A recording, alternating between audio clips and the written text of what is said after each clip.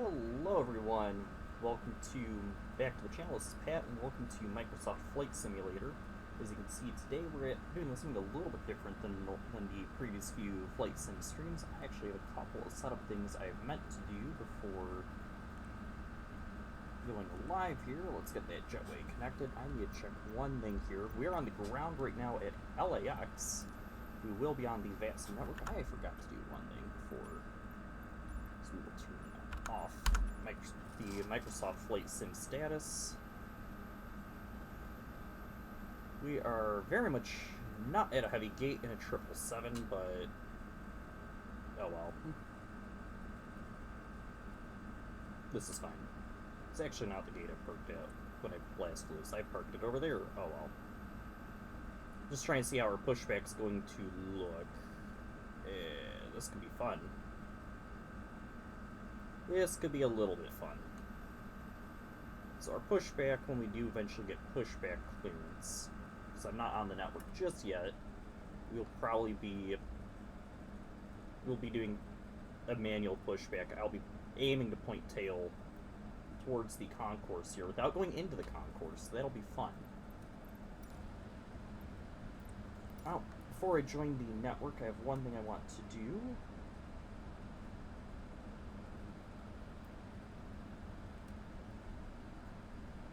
Oops, no. We want to be on 1, 2, 3, 4 for the moment. Did not mean to hit ident. So we're going to let ident disable first, and then we will join the network as Delta 53 Heavy, which is a Boeing 777-300ER. Not a plane that Delta ever flew, but it is based on a plane that Delta did once fly. 53. Boeing 77W, which is a 300ER. We will connect. I know that LA Tower is online, so we will do a little bit of pre-flight setup here before contacting Tower for clearance. LA Center was recently online, but they went offline. There may be other ATC that goes offline as well before we can get anywhere, so let's get this up. Let's get this tablet up here, please. This will be a little bit helpful. Let's also get our engines on that display. So, LA Tower, South Tower that's online, they're the only ones online right now here at LAX. It'll be 120.905. Don't scroll on me.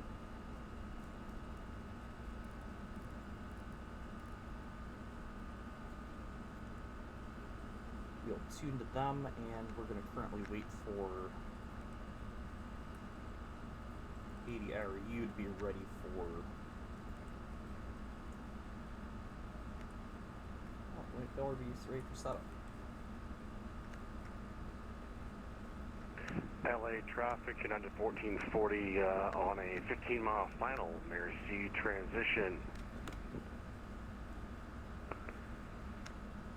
United 1440, LA Tower, runway 25 left, RBR touchdown less than 6,000, midpoint less than 6,000, rollout less than 2,800, clear to land. Are we going to get anything here? I'm set up for 24 right. 1440, you contact SoCal approach 128.05, please. 28.05, United 1440. We're going to grab our ATIS real quick. We're going to go back over to the other dead frequency for the moment while we grab ATIS. I'm not going to play the ATIS here, so I want ATIS, VATSIM. Let's see. We are Info Lima.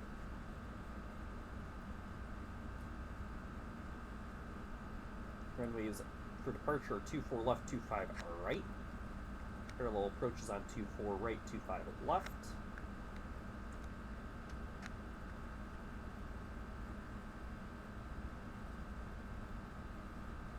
Transponder mode Charlie, all taxiways and runways. Read back, hold short instructions. There we go, now we got that all set up here in our altimeter setting. 2994.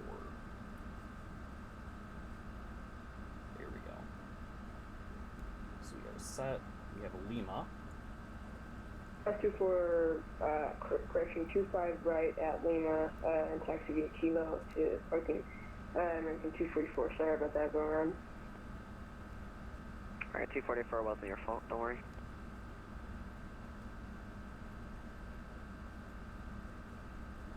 Grab our data from SimBrief, that way it's preloading there, and I'm actually going to start loading this before we contact tower as well. Oop, not the right button.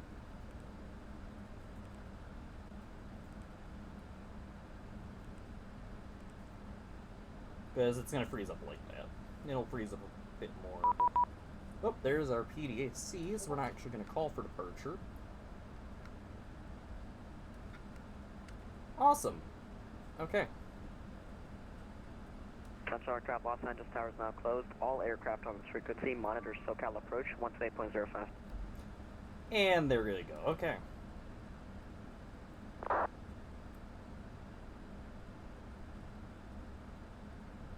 One to 8.05. Okay. Oh, because approach just came online, so I guess I will switch over in a moment. So our clearance, Lady J4. Departure. Did they tell us our runway, though? No, there is no runway. Wonderful. Flight level will be 380, squawk 7674. What the hell just happened? Don't you dare tell me that that Windows just decided to boot the external drive that this is on. Yep, it did. Okay. God damn it. VPilot just closed too. Now let's read this.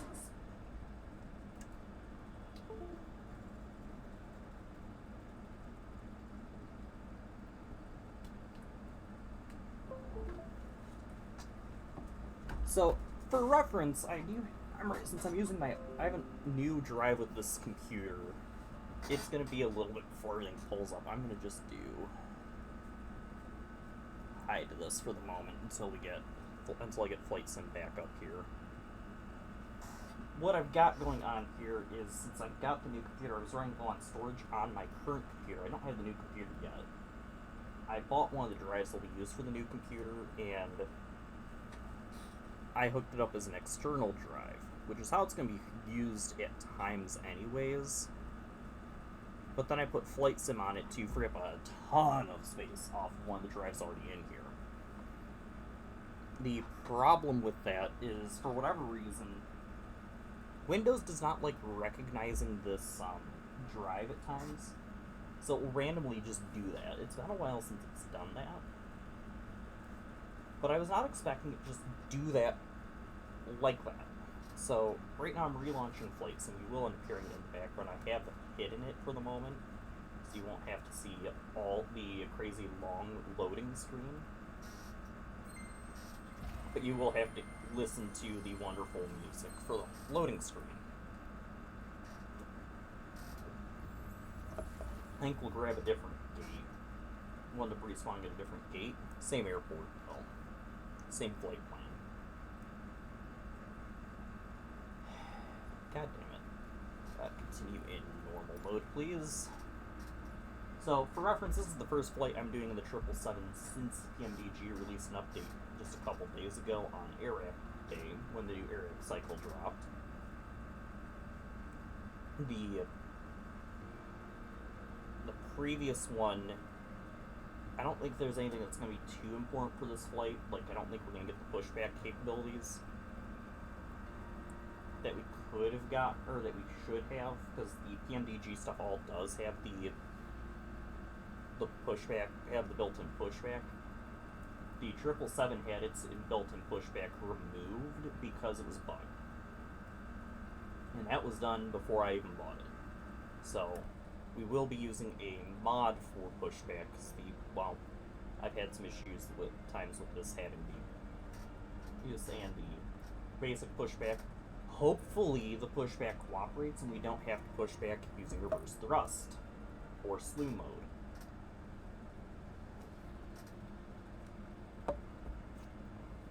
I will use reverse thrust if it comes to it, but that's the goal, is to avoid reverse thrust. Why are you checking for updates? You shouldn't have any updates to grab.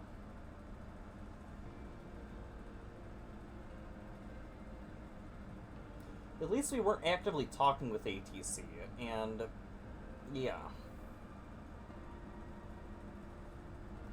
That was wonderful.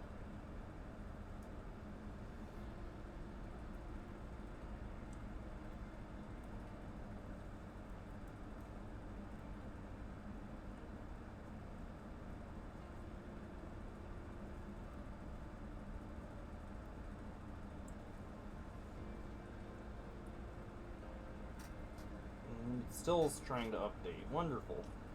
Technically, we're supposed to be pushing back in 15 minutes almost. Because I had set for 12:35 for the pushback.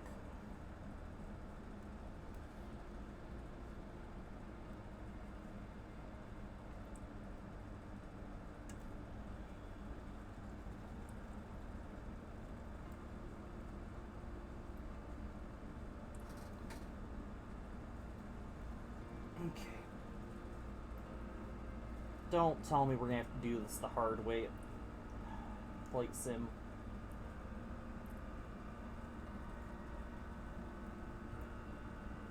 Okay, please stop it.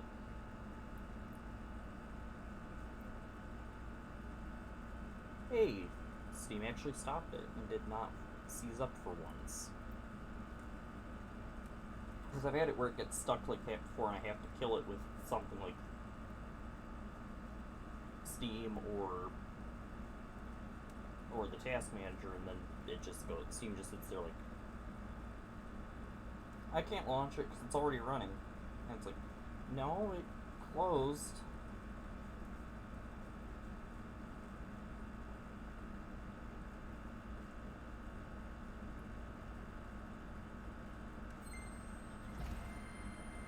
So let's try this again. I'm also trying out a new layout for the screen here, which will be used for Sunday. I do have, basically I just have a new mod, I have an additional modder now, which will be dedicated to, and we're back to the installation manager again.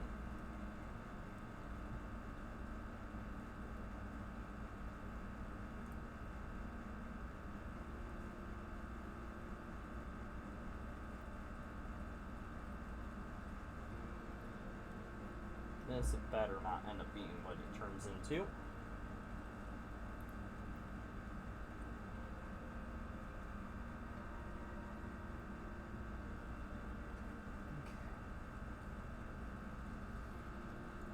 Whoa, there we go. There's a loading screen. Finally. Now to wait through the damn main loading screen. At least I shouldn't have to wait through like a 20-minute initial loading screen for the flight again. The reason I say that is the PMDG stuff, it's such big packages that it takes a while to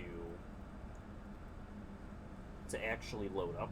Hopefully we get another PDC clearance because, well, we lost it.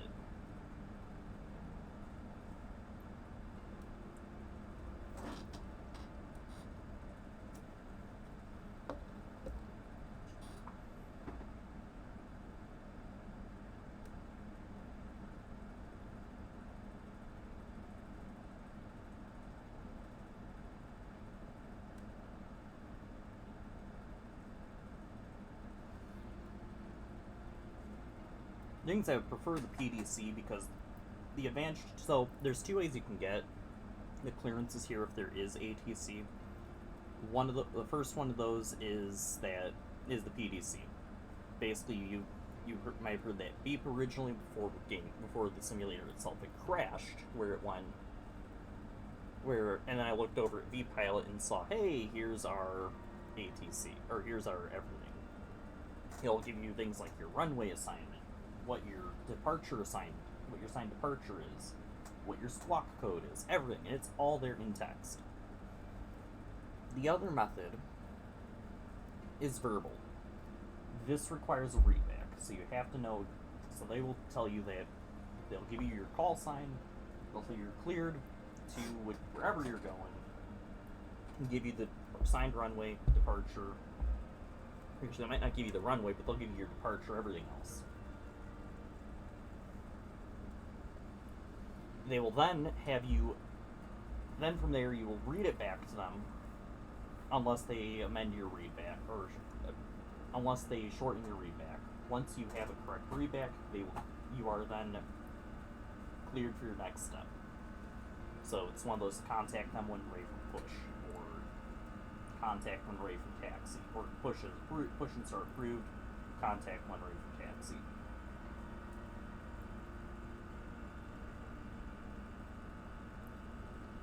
But they'll give you everything via PDC. Sometimes, just depends on the controller. Kinda love PDC.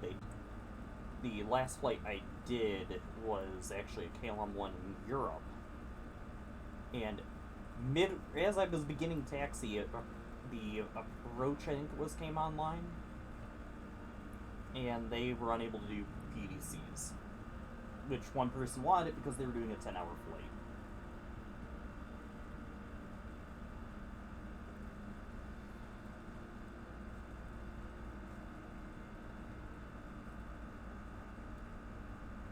That was a relatively short one though, but yeah. So we're still wonderfully in the loading screen here. And you can't see it because again I've hidden this for now.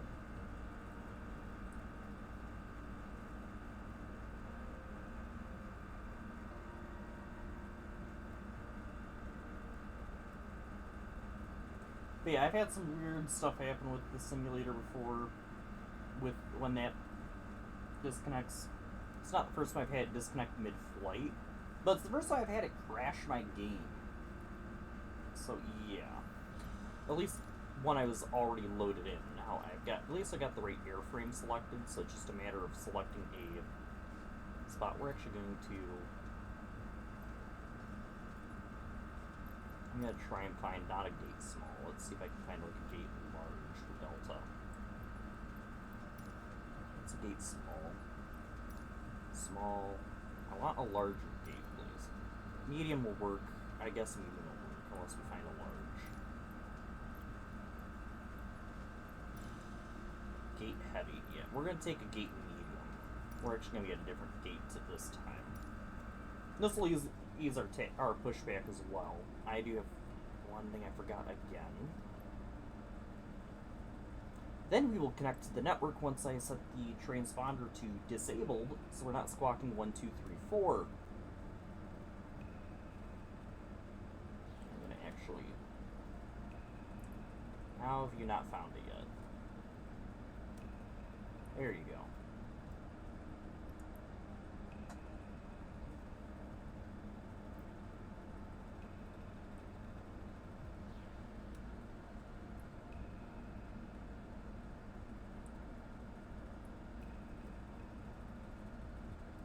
Approach is still online, still no center. When I first started up VATSPI to check to see who all was online, practically everyone in the US was online. Basically, the goal of what I'm doing here today is I'm relocating a Delta 777 that I've got from LA to Seattle. I do have built or add-in scenery for both, so it is a bit more accurate at both of these. We also have. The goal of this is actually get them up to Seattle. I'm then going to eventually, not tonight though, but I will eventually be taking this 777 to Alaska, because there actually are flights that do go to Anchorage. And Anchorage can handle large aircraft like the 777, but that's about a 3-hour flight. I want to do one from Minneapolis, which I know Delta does do, but that's a 6-hour flight. I don't have that kind of time most of the time.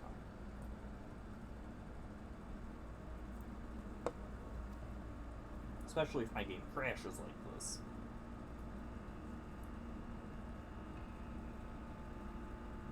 So now, we just hope that we don't have any weird shenanigans here on the ground again. This is going to take a hot minute to load. There we go. Okay, any shenanigans? No shenanigans. Good. Put that there.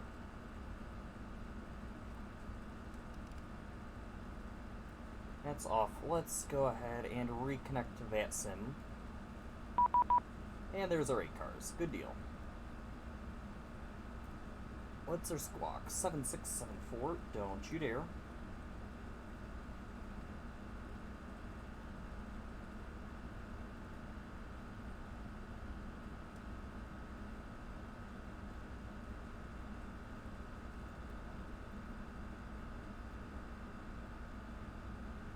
So we are going to squawk 7.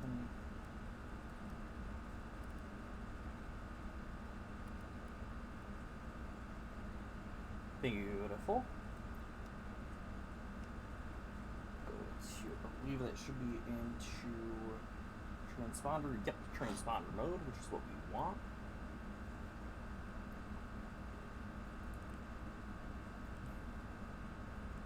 Connect up our jetway.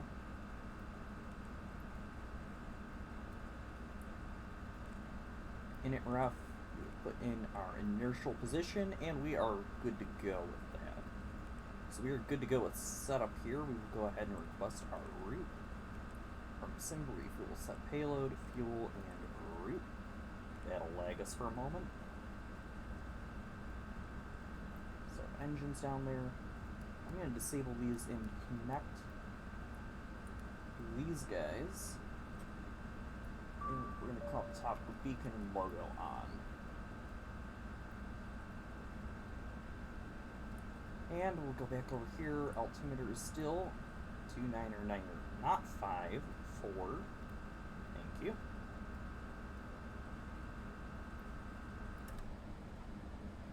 Hit activate, execute. Go to perform init.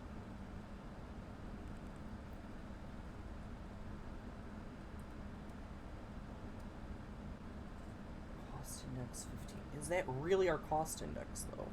It is. Accept. Reserves are 16.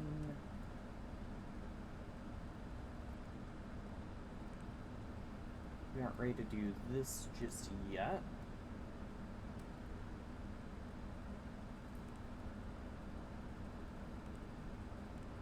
What the hell?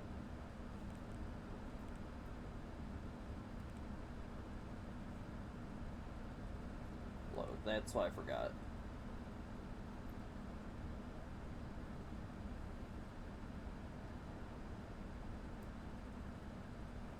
Because yeah, some of this is a bit laggy. Like, that's gonna lag for a split second. There we go. Take off. No, not take off. Go back.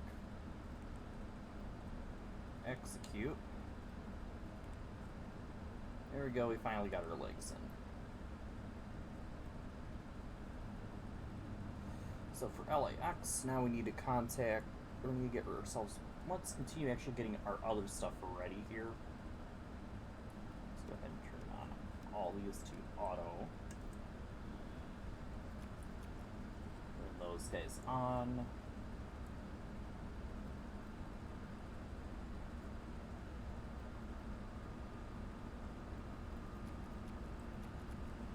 Turn those bad boys on too.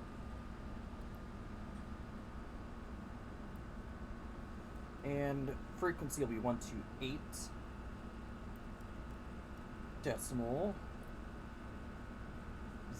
05.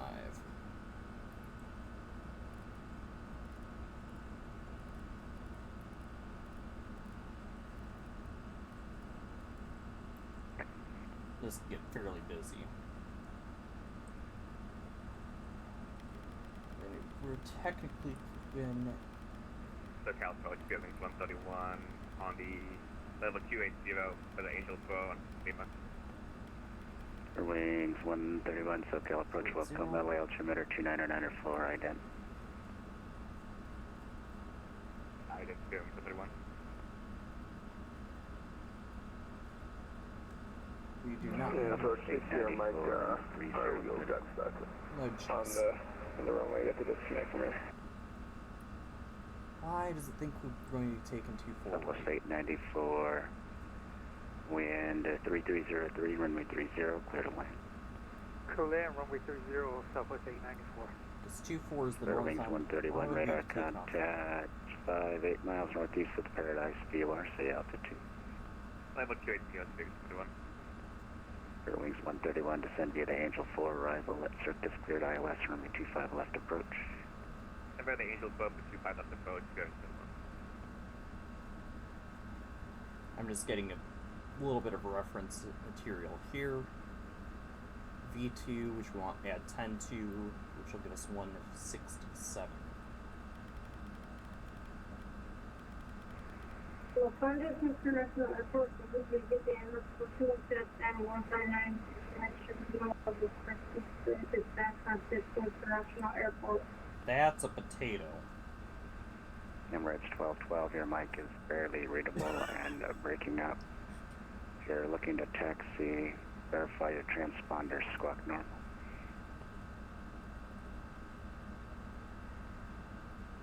485, which is very difficult to tell on this plane. SoCal approach, hello, Aeroflot 106 Heavy, descending 2000. Aeroflot 106 Heavy, SoCal approach, welcome, LA altimeter 2994, ident. 2994, altimeter, Aeroflot 106 Heavy. The Russians are here. Gonna go RTO. Emirates 1212 and 159 accepting pushback cleared. Emirates 1212, SoCal departure, LA altimeter 2994, push on to Charlie, approved face east.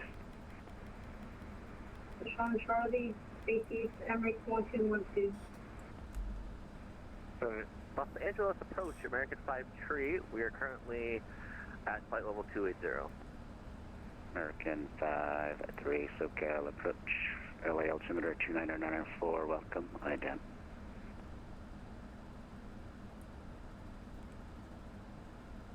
Aeroflot 106 Heavy, No pushback. radar contact 1 miles northwest of the Fillmore, VOR, say altitude.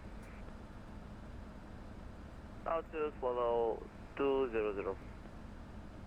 Aeroflot 106 Heavy, descend via the Ironman 2 arrival. Expect ILS runway 24 right approach. Airman 2 arrival, 24 right for approach, Airflow 106 Heavy. American 53 radar contact 51 miles northeast of the Paradise, VOR, say altitude. We're currently at flight level 280 and we're descending. American 53, roger. 7 miles in trail of a Spirit Wings Airbus 320, descend via the Angel 4 arrival at Circus, cleared ILS, runway 25 left approach. No, send via the Angel 3 arrival and we'll expect 25 left approach. This will take a minute. American 53 at Circus, cleared ILS, runway 25 left approach. Hey, firm, 25 left approach to Angel 3. United 6528, boy heading 070, descend and maintain 3,600, vectors to final.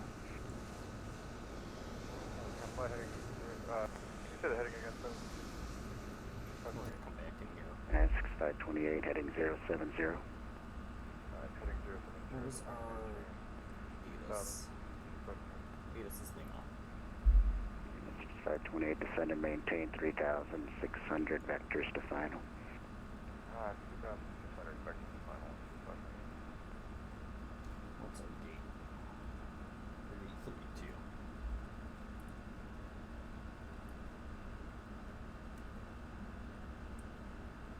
SoCal approach. This is Delta 53 Heavy at gate 32, ready for push and start. We have Lima. Delta 53 Heavy, push SoCal departure, push on a Delta, approved face east. Push on Delta, face east. Delta 53 Heavy.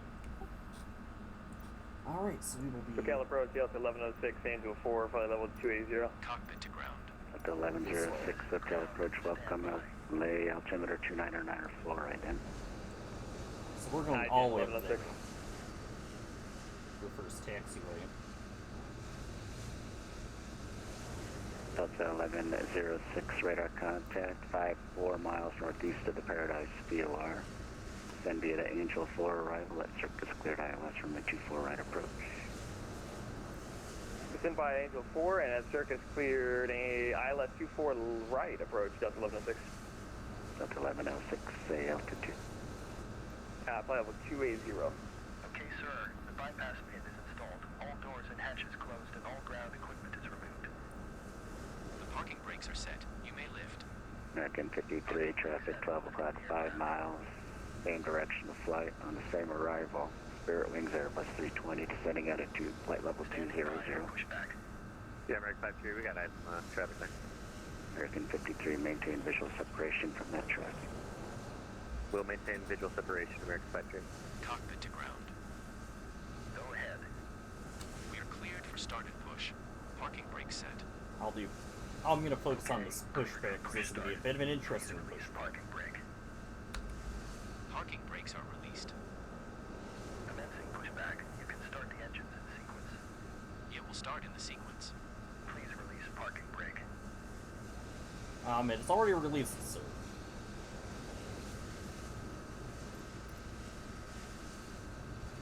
I did not reset the parking brakes, so we will push back. We're pushing 6528, speed 210 knots. Delta 10 center. Or 10, yeah, the center. It's east-west. We're then going to push all the way back to Delta. And then I'll work on starting up the engines, so we have APU at least. Oh, that's the wrong way.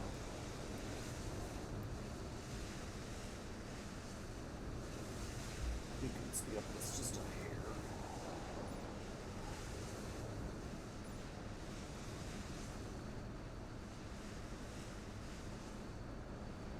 Southwest 3930, verify you're planning the ILS from a 24 right approach. Southwest 3930, verify the ILS 24 right. Roger. Seem to be lined up on the south complex, so you're going to be flying the ILS from a 24 right approach. Affirmative, yeah, well, correct. So we're on Delta 10. That is 6528, expect extended downwind for traffic. And right here is the Delta. Alpha 106, request to descend. Airflight 106 Heavy, you're instructed to descend via the Ironman 2 arrival about 20 miles ago. Descend via the Ironman 2 arrival. This is Ironman 2 arrival, Alpha 106.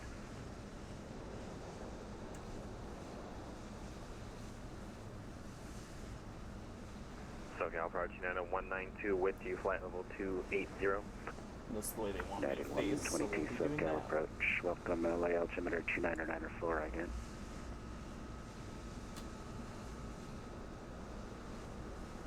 This is where United they want me. 192 radar contact 53 miles northeast of the Paradise VORC altitude. Parking brake set. Parking brake. 280. Aircraft. United 192 descend via the Angel 4 arrival at Circus cleared ILS from the 25 left approach. Right engine, start. Clear to disconnect. Send via Angel 4, United 192, thank you.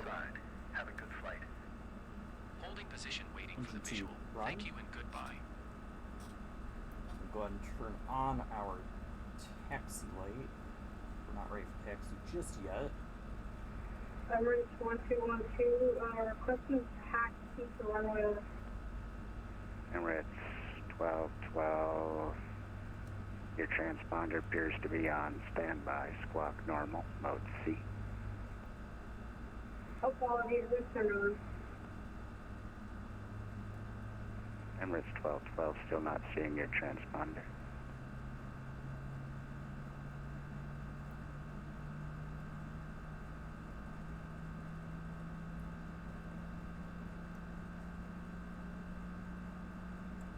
Just waiting for the click. United 6528, turn right, heading Yes. 220. Good start, right engine. Right, 220. Left engine. Start. Southwest 3930, runway 24 right. RVR greater than One. 6,000, wind 260 at 4, and runway 24 right, clear to land. 24 right, clear to land, checking back, Southwest 3930. And Southwest 3930, wind 2604. Roger. Over here, flaps to 5. Waiting for the click.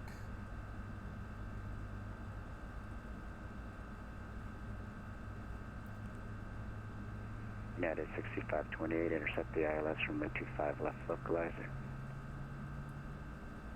What transition did they tell us? UJ Castro transition.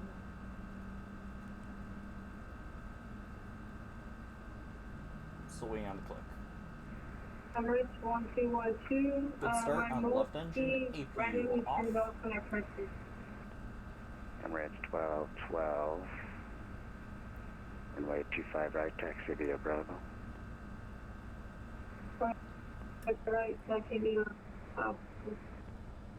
American 53, turn left, heading 180, vector for traffic. Waiting for them. American 53, turn left, heading 180, vector for traffic. We'll turn left, heading 180, American 53. SoCal approach, Delta 53 heavy, ready for taxi.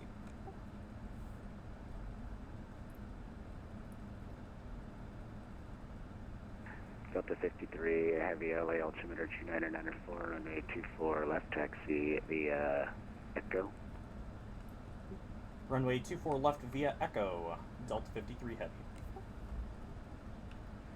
United 6528, intercept the ILS from my 25 left localizer. That's all I need to know.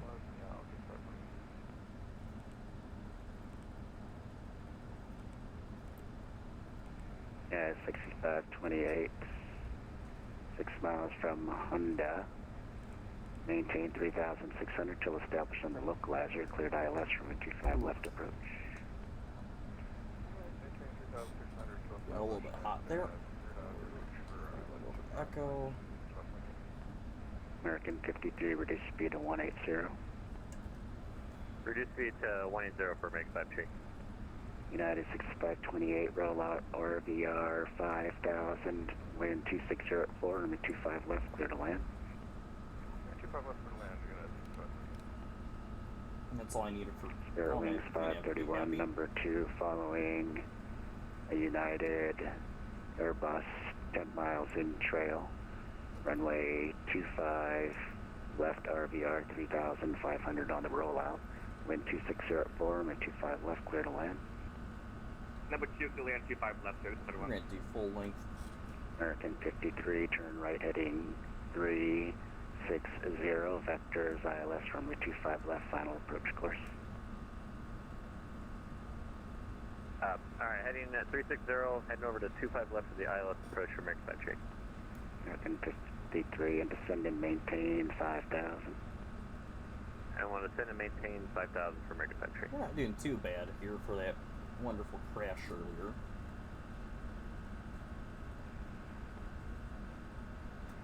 American 53 can make a right turn heading now 280. We'll start heading 280 for American 53.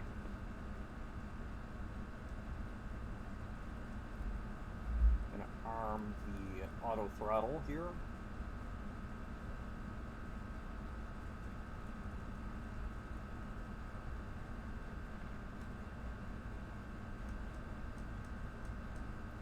There's our hold short. Aeroflot 106 Heavy, fly heading 070, descend and maintain 2,600, vectors to final. Heading to 070, descend 2,600, vectors to final, Aeroflot 106. Just like you this American 53, speed 210 knots or greater. 210 knots or greater for American 53.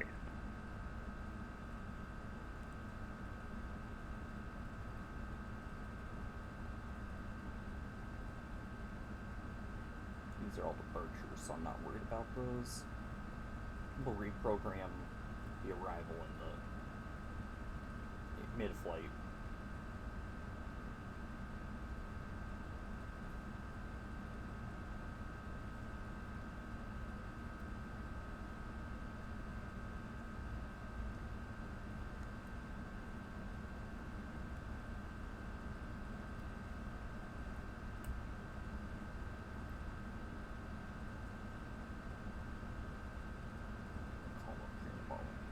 American 53, clear direct Honda, cross Honda at or above 3,600, cleared ILS runway 25 left approach. Clear direct Honda will cross at 3,600 or above, and we're clear for that ILS approach for American 53.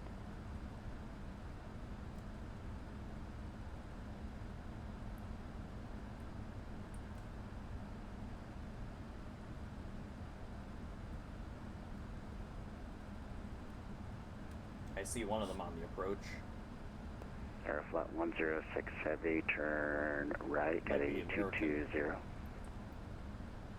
Heading to the 0, Aeroflot 106.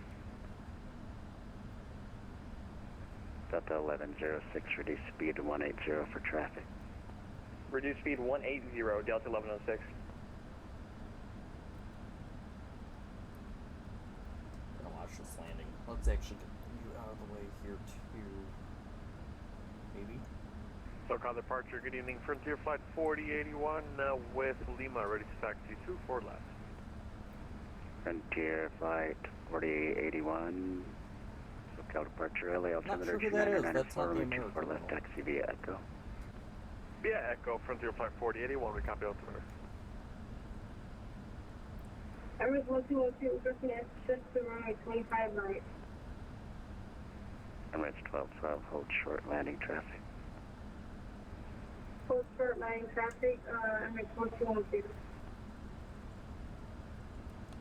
SoCal approach, Delta 53 Heavy is holding short, runway 24 left. Delta 53 Heavy, runway 24 left, line up and wait, traffic will cross downfield. Runway 24 left, line up and wait, Delta 53 Heavy. Aeroflot 106 Heavy, 900 miles from Kobe, maintain 2,600 till established on the localizer, cleared ILS runway 24 right approach. Clear 24 right approach, maintain 2,600, localizer established, report, report on this. Aeroflot 106 Heavy, runway 24 right, clear to land. 24 right, clear for land, Aeroflot 106. Southwest 3930, taxi to parking via Echo, cross runway 24 left. Taxi via Echo, cross 24 left, Southwest 3930. Southwest, okay. American 53, traffic 1 o'clock, 5 miles, turning westbound. Heavy 777, setting out at 3,900 for the North Complex. Black 53, I got the traffic in sight. American 53, maintain visual separation from that traffic. Alright, maintain visual separation with American 53. American 53, runway 25 left, RVR 4,500, wind 260 at 4, runway 25 left, clear to land.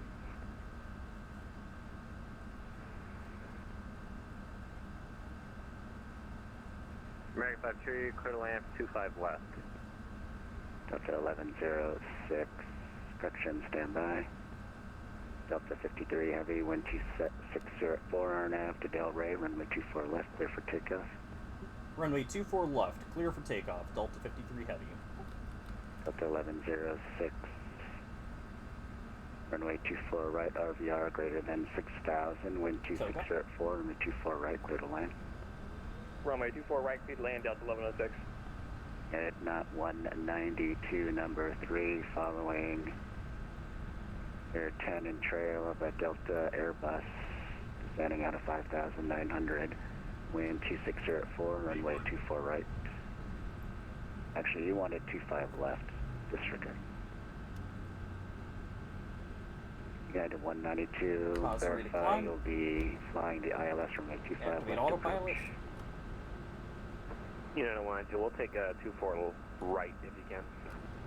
Roger, looks like you're setting up for that. United 192, First notch clear flags. direct gates, correction, clear direct Maris, cross Maris at or above 4,000, cleared ILS runway 24 right approach. This thing's really big, goes Clear beast direct mode Maris, climbs, so. cross the 4,000 above, clear for ILS approach, United 192. United 192, number 3, runway 24 right, clear to land. Still no center, so prep 1, Is 2, that for 2, United 192, repeat please. United 192, number 3, runway 24 right, clear to land. clear to land runway 24 right number 3, unit 192. Delta 53 heavy radar contact, say altitude. Delta 53 passing through 4,000. Delta 53 heavy, climb and maintain 13,000. Climb maintain 13,000, Delta 53 heavy. Emirates will do a 2 requesting entrance to runway 25 right. Emirates 1212, your transponder somehow switched to standby. Recycle your transponder, squawk normal. And South United 1890, taxi with Lima. This thing will climb through 13,000. United 1890 heavy. LA altimeter 2994, runway 25 right, taxi via Bravo. 25 right, via Bravo, United 1890. United 6528, taxi to Parkingville Hotel Juliet Charlie, cross runway 25 right at Juliet. Hotel Juliet and Charlie, and then we'll cross 25 right at Juliet. Wings 131, follow the Airbus ahead, taxi to parking via Hotel Juliet Charlie, cross runway 25 right at Juliet. Hotel Juliet Charlie, follow the Airbus, cross 25 right, 31. Delta 53, heavy, climb unrestricted, LA Center closed, radar service terminated, frequency change approved, have a nice flight. Over to Unicom, Delta 53 heavy, see ya. See you later. And we're gonna go up to, nope, not that. We wanna go up to flight level 380, which is our cruise. I will check for step climbs in a moment.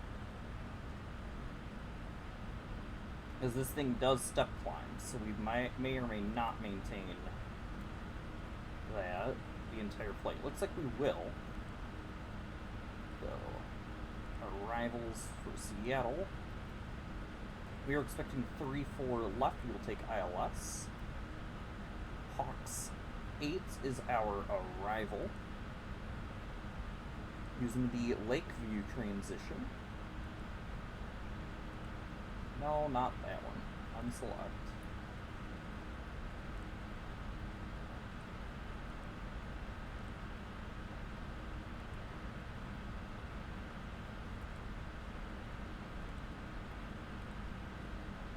And then I'm going to check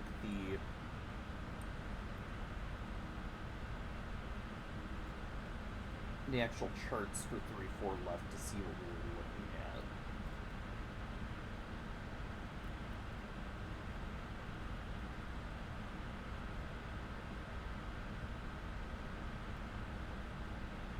Sandra or Sea-Dug?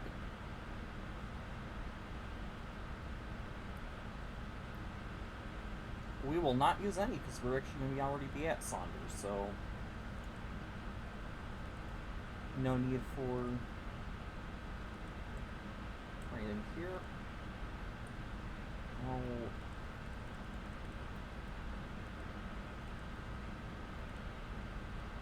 Yeah.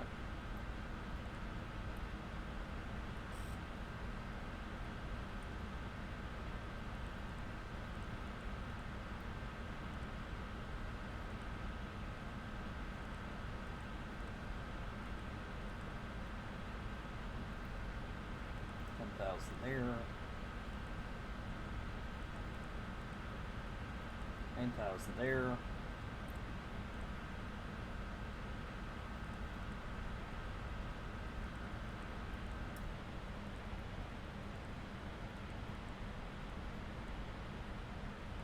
Okay, so we're getting rid of all these A's. There will be none of this at or above this altitude bullshit. Flight.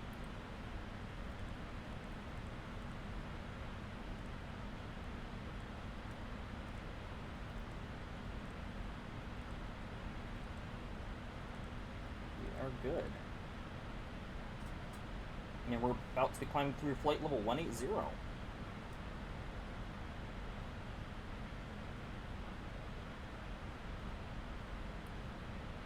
There's 180, so over to standard pressure. Just for the hell of it, grab our landing altimeter, which is supposed to be 3016.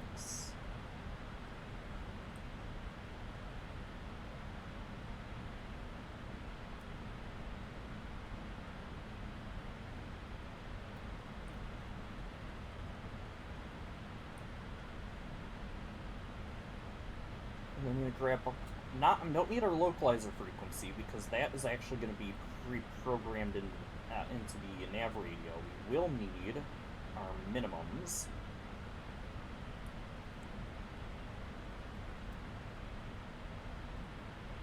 They are 579 per barrel.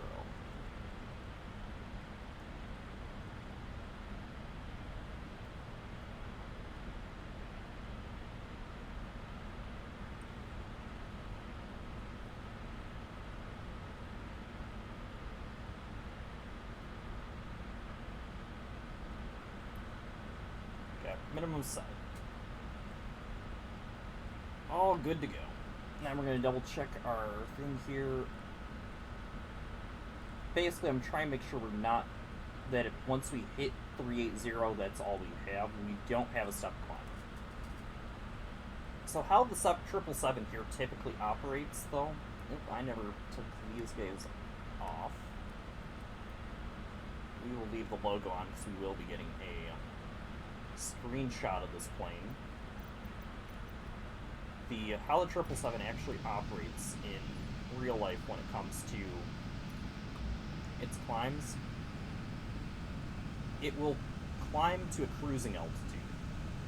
It'll then maintain this cruising altitude for a period of time. During that period of time, it will burn fuel. If it would be maintaining that cruising altitude beyond that period of time, beyond a certain fuel burn, it'll actually climb to a new altitude that's even higher and remain there until it burns even more fuel.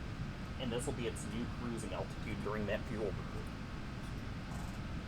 That is a step climb. These things can do that all the way up to something like 40,000 or 41,000 feet. They may even go higher. It's like these long international flights that 777 may do. It may not. It may start with.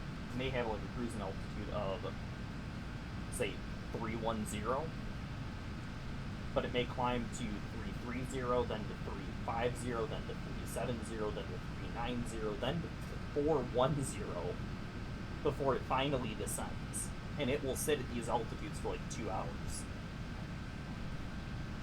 So yes, that's what we're looking at here. Now, we are currently heading towards Oakland Center's airspace. We're not in Oakland airspace just yet. We're going to go God mode a little bit here. I'm going to bring up Bandicam to get exactly how I want it. Come on.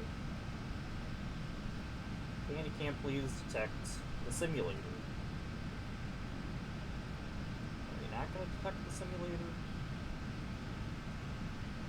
I guess not.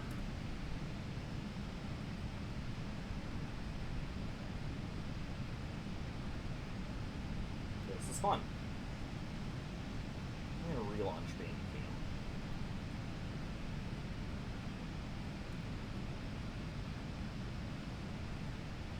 So I use Bandicam for like if I'm doing screen capture, just basic recording. I do most of my videos on, for those who are on YouTube, I do most of my videos actually as live streams. So I don't use it as much as I used to. Whoa, Bandicam, what the hell are you doing? Trying to get this, hopefully get this to recognize the sim before the banking turn up here in a moment at Hajo, and here's that banking turn. Hey, there we go. Because I would love to get a banking picture of the 777 here. And there's our picture. Ooh, we never actually brought up our other notch of flaps, it looks like. Oh well. Bandicam, you can go away for the moment. Whoa, why are you wanting to be on top of things, Bandicam? Go away.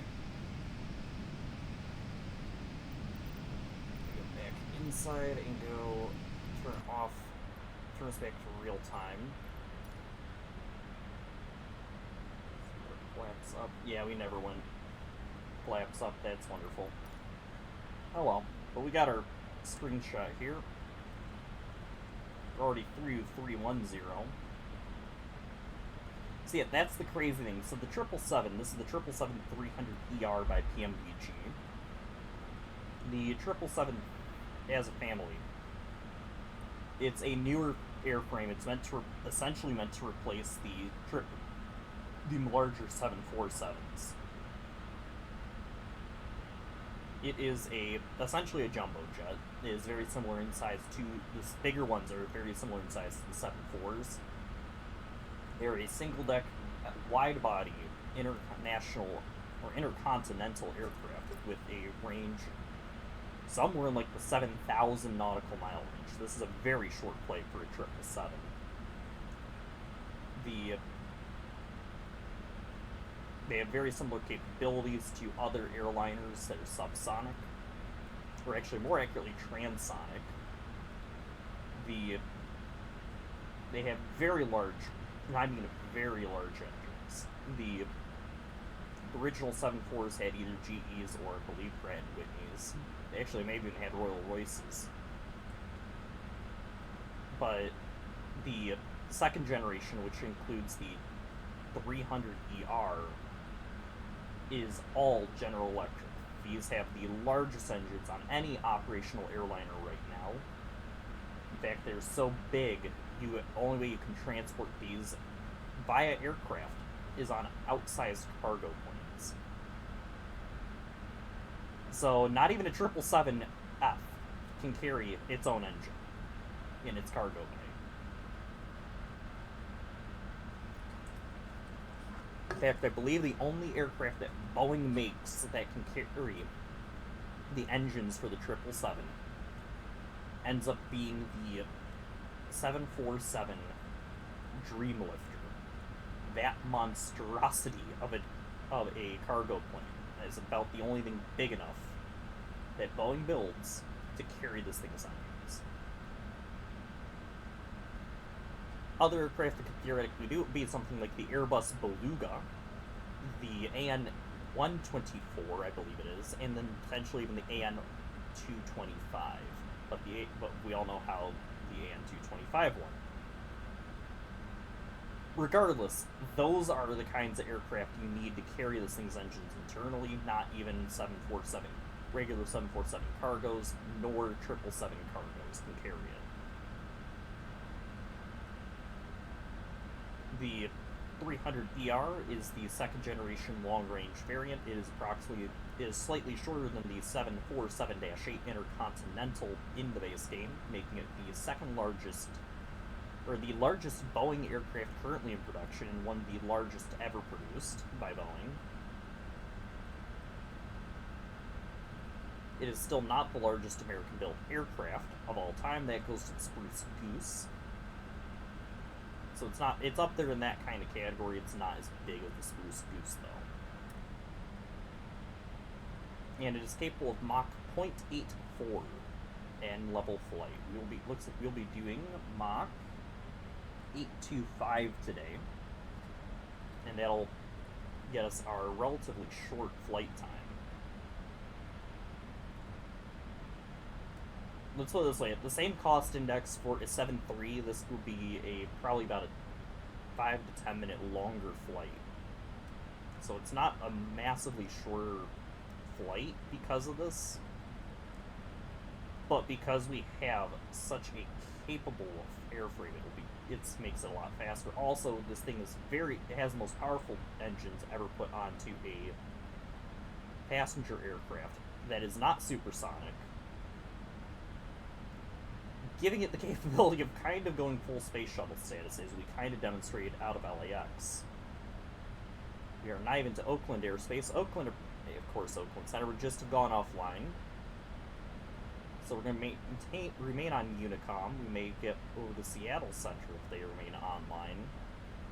But yeah, that's how crazy this thing is. This thing can happily do like 5,000 feet per minute without actually shedding any speed.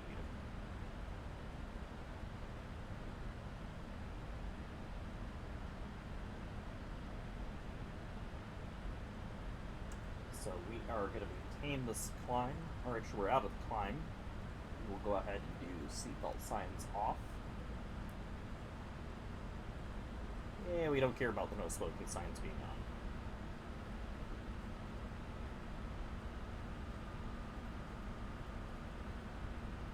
There we go, let's put that down there, and Seattle just went offline.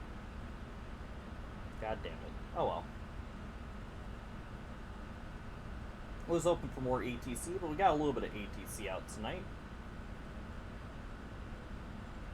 Of course, I don't know if anyone's going to log in the next about hour and a half that we're in the air. Regardless, we will remain on Unicom, which is 122.8. We're going to remain on the VATSIM network no matter what happens. I'm going to keep the A cards open, that way I have the PDC information.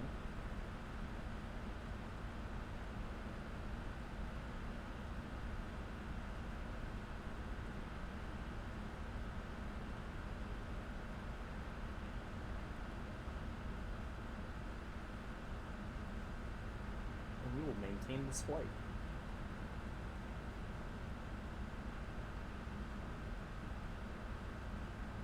And then, as I mentioned, we do have a nav radio. Our nav radio is actually here in the FMC. It's not going to give us an ILS frequency until later, and we cannot enter the ILS frequency into it manually. So it will automatically put in the ILS frequency in a little bit.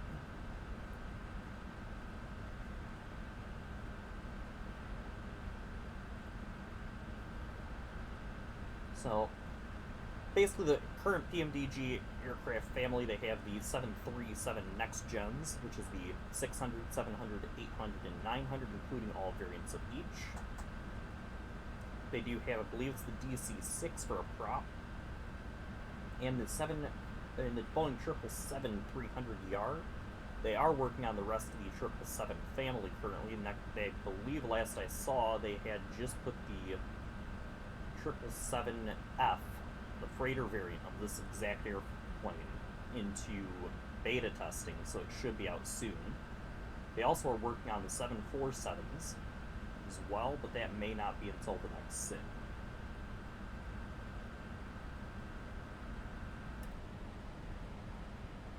Now we are at cruise, and we do not have... I'm going to double check to make sure that there's not a step climb marker in here at all.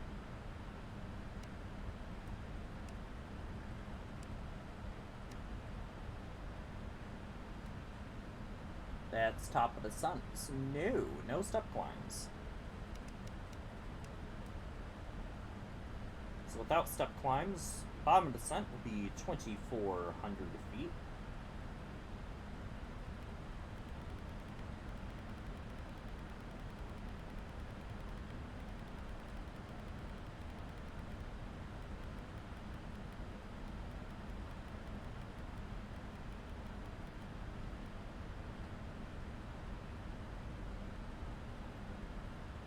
And are there any speed restrictions on the Hawks arrival?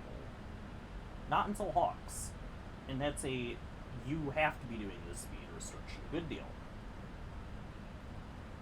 So essentially what we're going to do in this descent is we will maintain our cruising speed of Mach 825. Guess we'll try to intercept 300 knots. Then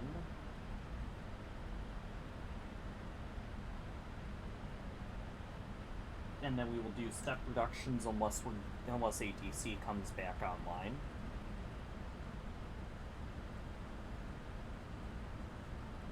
But we do have about an hour of cruise here. While we're doing this here, we're gonna go. Oh, VATSPY, don't be stupid.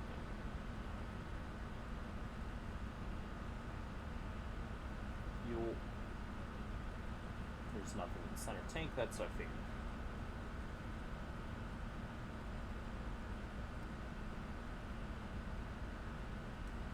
We'll turn off the logo light at this time, because I don't need that anymore.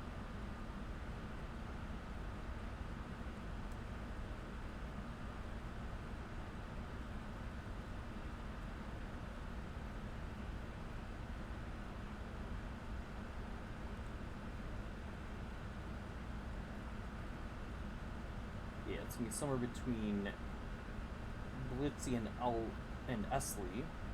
And that's a huge gap. That's 100 nautical mile gap. So we got a ways to go. Besides, for Shimmer, we have 130 nautical miles.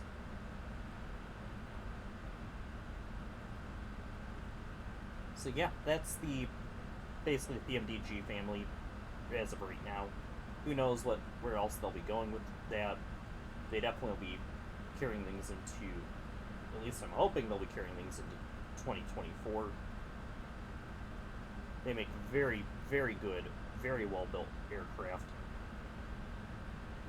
I don't know how many of you guys know Air Force Proud, but he recently just put his first video out with this particular airframe, and that was a 3-minute long meme.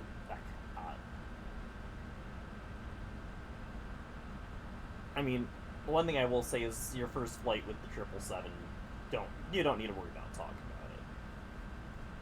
So if you remember when I first, both times I did it twice today, and I'm already looking up at it, that ADIRU. My first flight in this, I completely forgot to didn't even realize I needed to look for the ADIRU or get the inertial system set up. So I took off from Kennedy in this exact airplane, because this was the exact one that started out in Kennedy, and had no autopilot. So I took it back into Kennedy, landed, didn't bother that night. Shortly after I figured out what my mistake was, and it was the ADIRU. Note to self, remember to go up there and push that ADIRU button. Note for anyone doing this, actually, remember to push that ADIRU button and go into the init ref page and do what I did earlier. That's why I made sure to do that on stream here, because that is a very, very key point for setting up your FMC on this particular airframe. So, yes. Now, beyond that,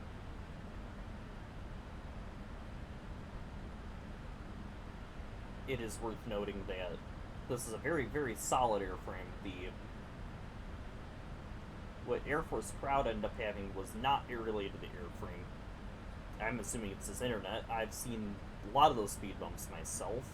Basically, for reference, he was trying to land. He actually, I'm going to say trying because shenanigans ensued. But he was trying to land at the Dallas-Fort Worth International Airport in the 777.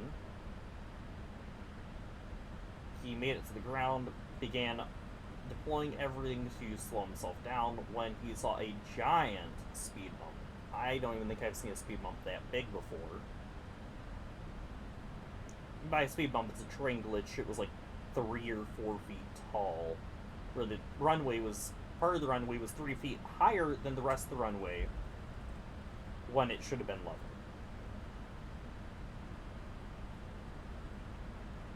And so he hits this head on, and it causes him to do an endo at like 100 knots as he clears it, skids along on his nose, and yeah, not a pretty thing. That and the rest of the terminal didn't bother to load, so he had to deal with the terminal being bright pink.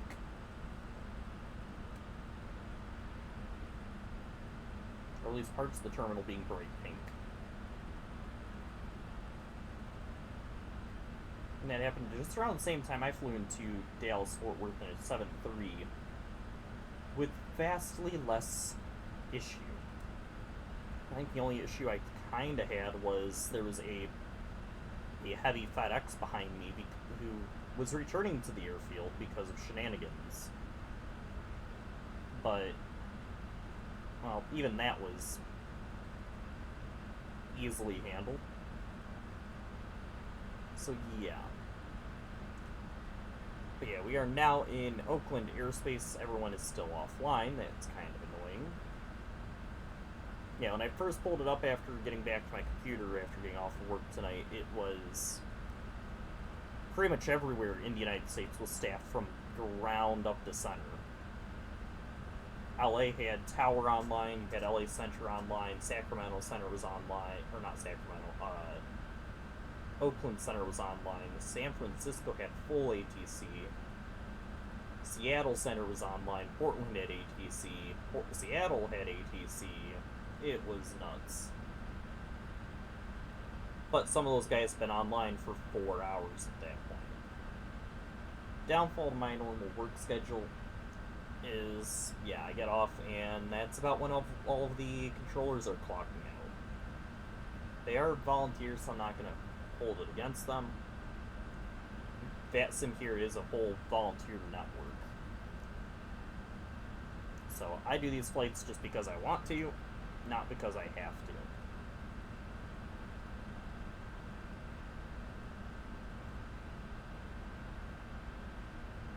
Valanta, we're not descending at that point. No.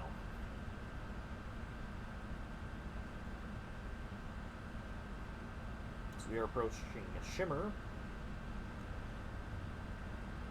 And trust me, these flights, especially up here, if I could get a daytime flight on the west coast here, I will. Big reason is it gets very pretty as you start getting into the Cascades up ahead.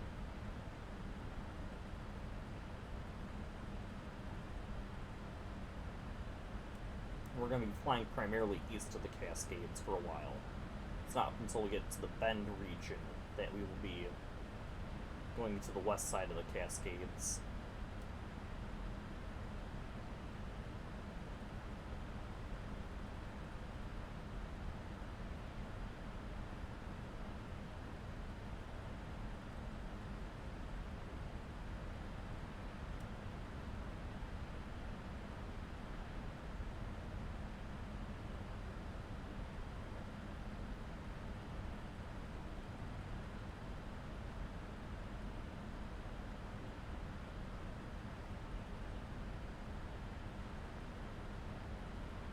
Oakland Tower, Oakland Ground is still online.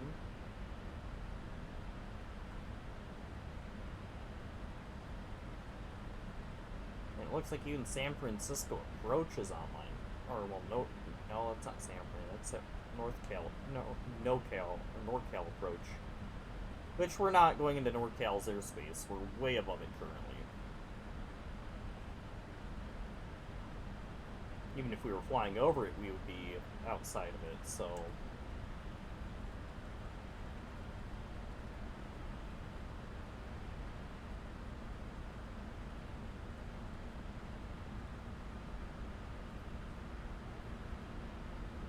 A whole bunch of the ATIS's just dropped off. I think somebody's about to log out.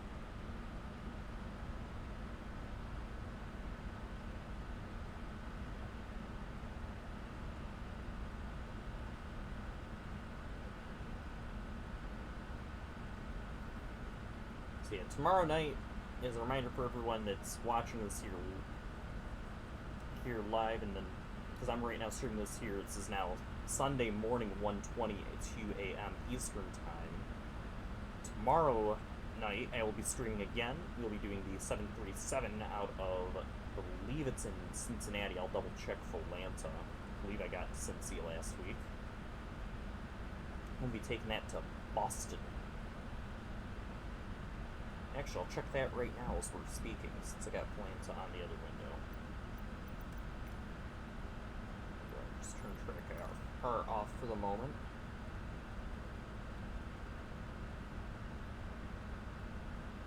And it doesn't want to recognize where it is. Okay. Yeah, it's in Cincy, so that'll be flying to Massachusetts, so that'll be going to Boston on tomorrow.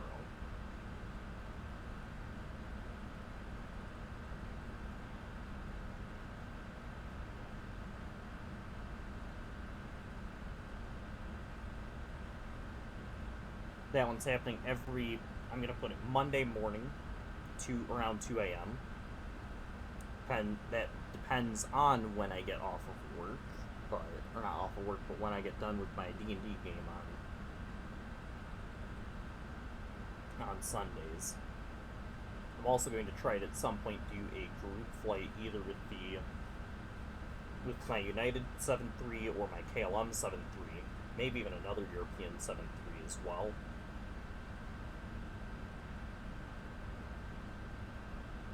Advantage to having the KLM is that it's, with when I'm able to fly, there's a lot more ATC in Europe, so I can get a lot more of that. Downfall to that is it's Europeans.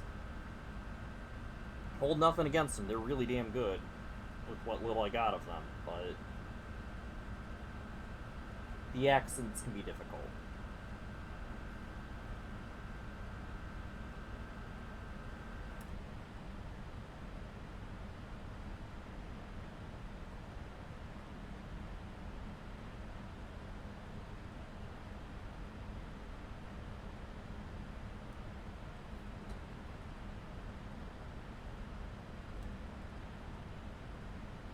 So we are approaching Shimmer still.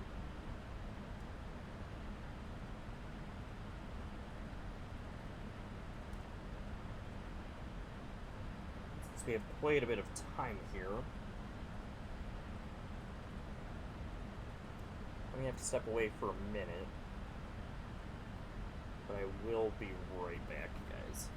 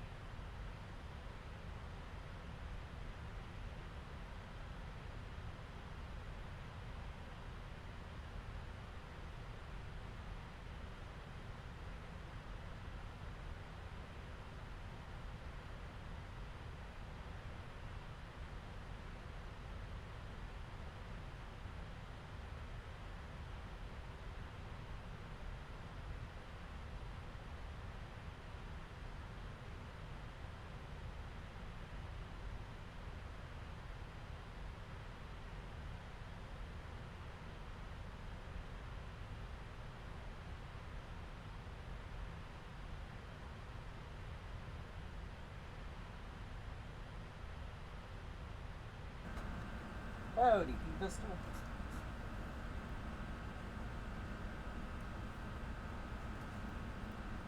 Yes, I was muted. I actually stepped away for a few minutes here. Alright. Yeah, luckily we are decently through this flight because it's well, not shorter, it's a shorter one for this airframe. Let's go ahead and see.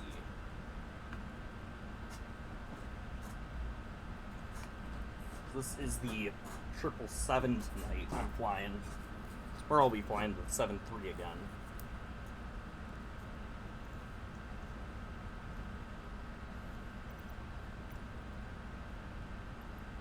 Why did I do that? Also, I need the camera away from the top right.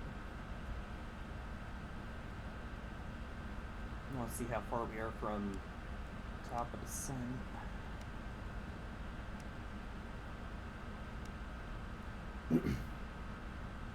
About 300 miles.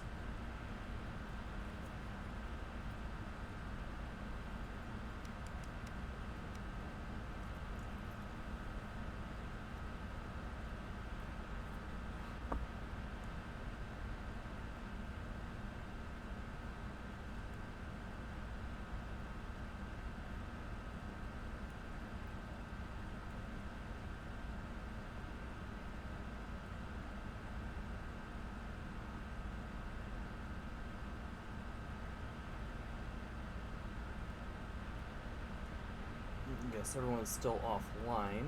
I would have laughed if as I stepped away, if like Oakland Center and Seattle Center would come online.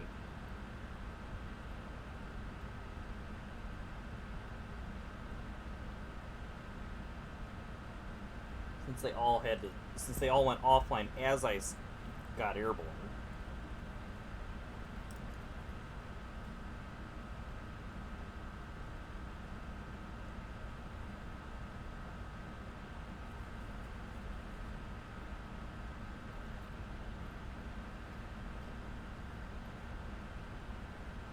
Too bad I'm not flying that Boston leg tonight.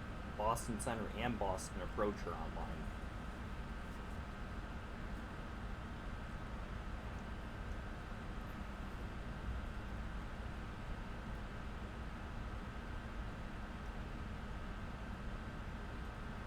Okay, is that the guy I think it is? That's online. Oh my god, it is.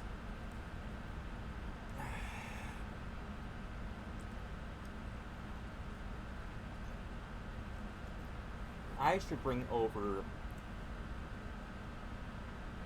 VATSIM for a moment.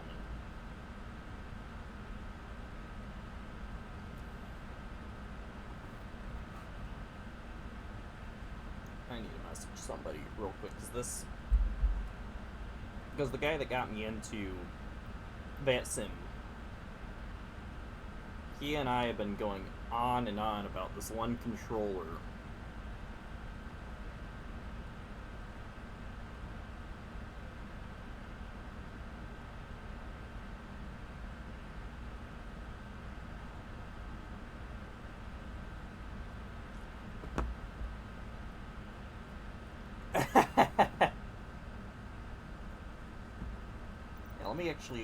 I'll switch back out to the exterior view of this.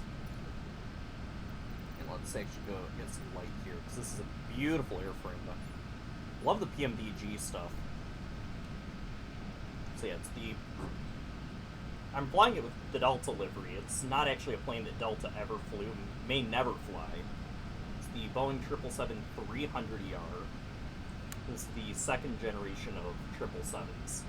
They're very large aircraft. They're actually the largest airplane that Boeing currently produces. The largest airplane ever built by Boeing was the 747-8s, but the Dash 8s are out of production. These are still huge aircraft. They can seat well over 300 passengers. Okay, what's up with the stutter here? There we go. Delta did, I believe, fly the second generation. the smaller version of the second gen. I think it was the second gen. They did fly one of the 200 variants. Let me actually look up which one Delta flew. I know it's the one of the 200 variants. I think it was the 200 LR.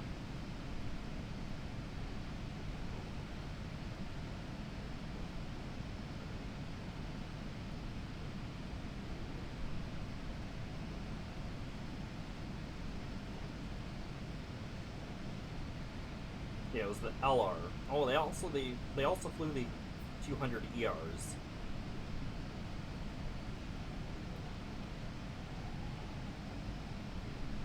Yeah, the 200 LR and the 200 ER were both actually no, I think second gen. The ER might not have been second gen. No, I think they were second gens, but the LRs were definitely second gen. The ERs actually might not have been. I'm trying to look that up right now.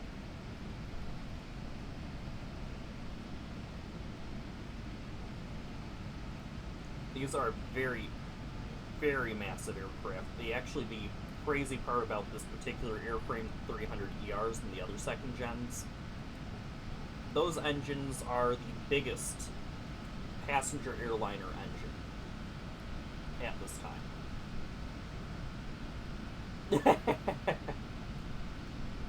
That would be kind of easy with these monstrous engines. These engines are about the same diameter as a 737. They're massive. The only passenger airliner with a bigger engine is the 777X, which is not even in production.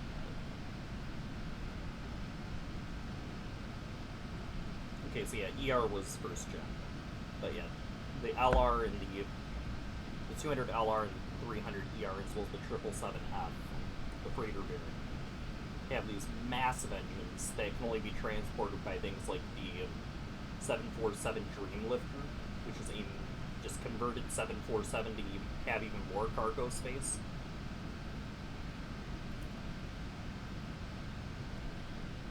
They're kind of insane. Why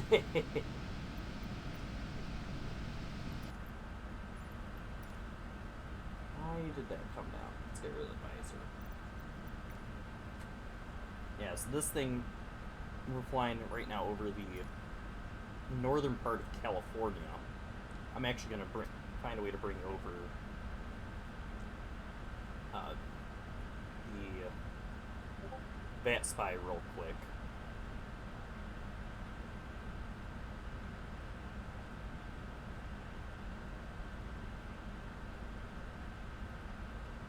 This one, general, let's see. Yeah, if you have to get some rest, go ahead. I'm just trying to find a way to grab up VATSPI real quick.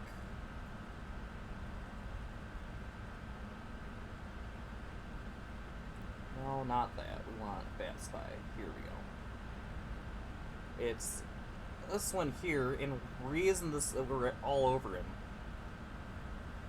This particular controller, this ring, that is his airspace.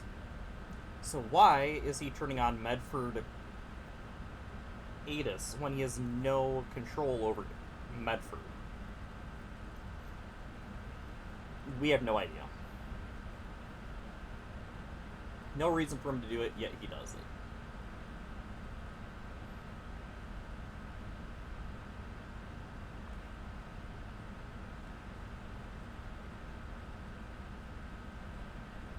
Yeah, it's good to see you as well.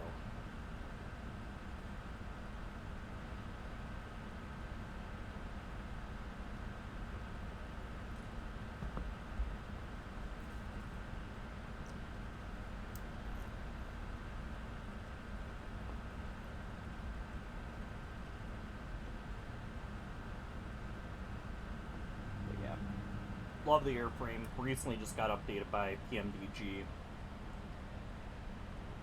At least this add-on did. Hoping for some more ATC as we get into Seattle, but yeah, I'm not hoping for it. I'm not necessarily hopeful that it'll happen.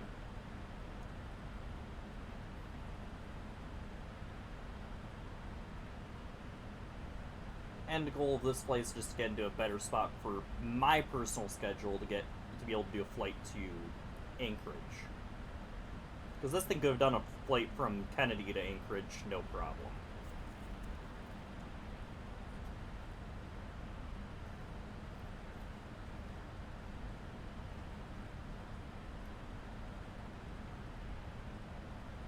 And since we're getting, well, we still have a ways to go, but I'm going to turn auto brakes to 4.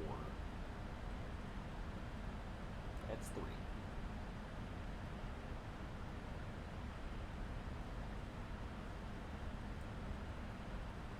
I'm just going to preview that.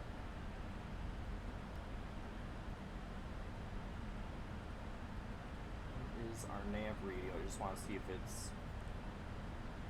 it has not grabbed up the ILS yet. Sadly, this aircraft does not have a HUD to help with landing, but it's still a very easy bird to get a fairly smooth landing in. Best landing that at least Atlanta's claimed is actually that I have is this particular airframe. Not this exact one, but it is this airframe.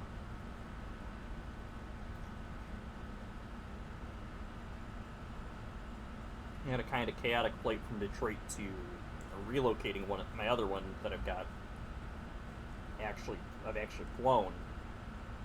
Relocated from Detroit to Kennedy. Forgot flaps on takeoff, forgot to put in flight level, actually I didn't forget anything else. That meant I did not have VNAV, I had to actually abort my takeoff. And finally, on the approach in, we had a train of heavy aircraft, so a bunch of like 7.3s, A330s, you name it. Not 7.3s, but 777s. Big aircraft.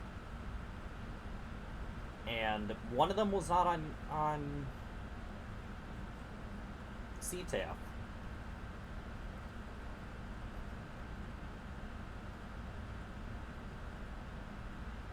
Since they weren't on CTAF, they ended up trying to join final at the same time I did, and I had to go around because they were not stopping.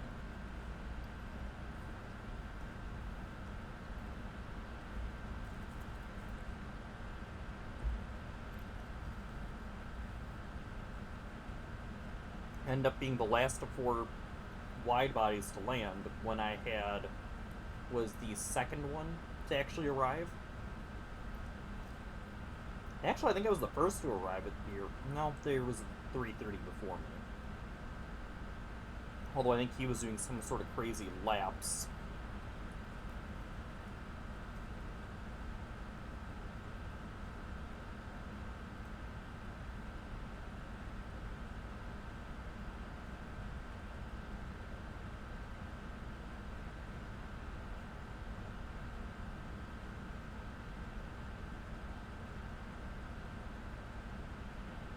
Speaking of CTAF, I'm going to grab up VPilot. I don't care about that.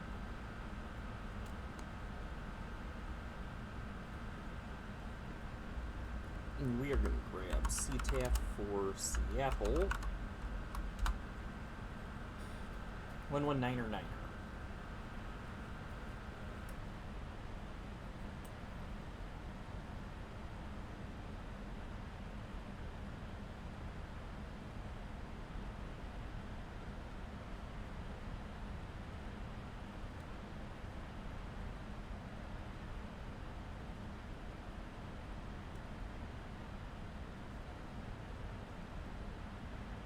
And we're going to be entering Seattle airspace momentarily.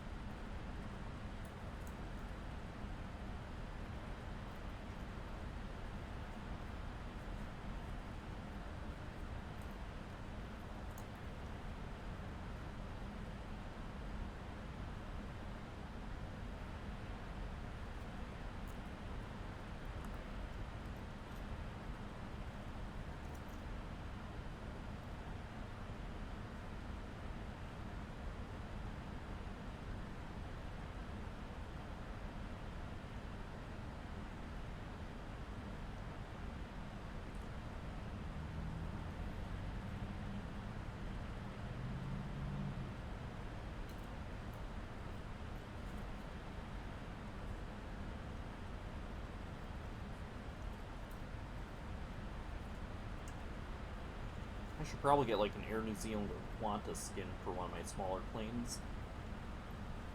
Well, actually, one of my planes in general. You can do like an oceanic flight between New Zealand and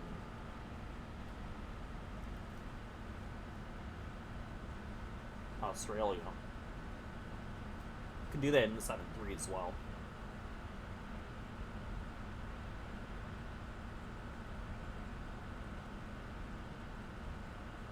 We can see what times are end up being available for across the pond. I'm actually gonna see those. Everything's been shuffled here. Where is? Here it is.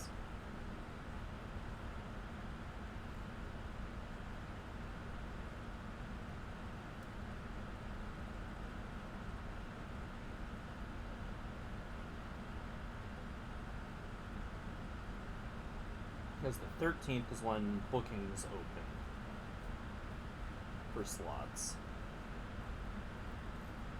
Actually, no, 11th I think it is.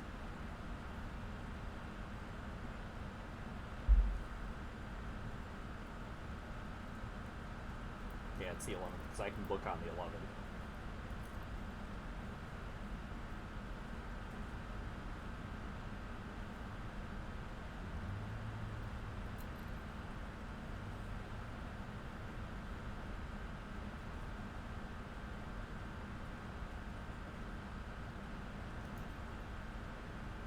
What the hell?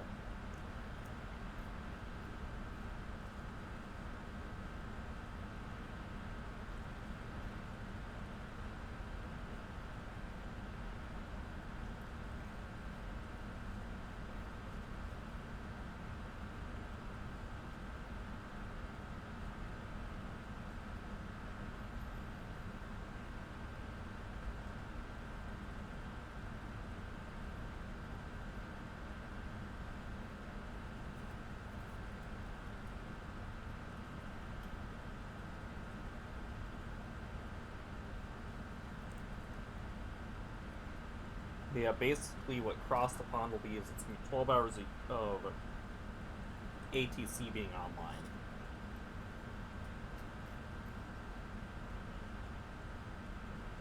I should bring it back up here.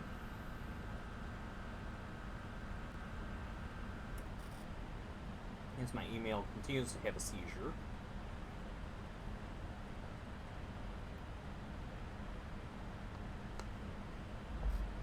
There'll be set time slots which I've not been able to find just yet.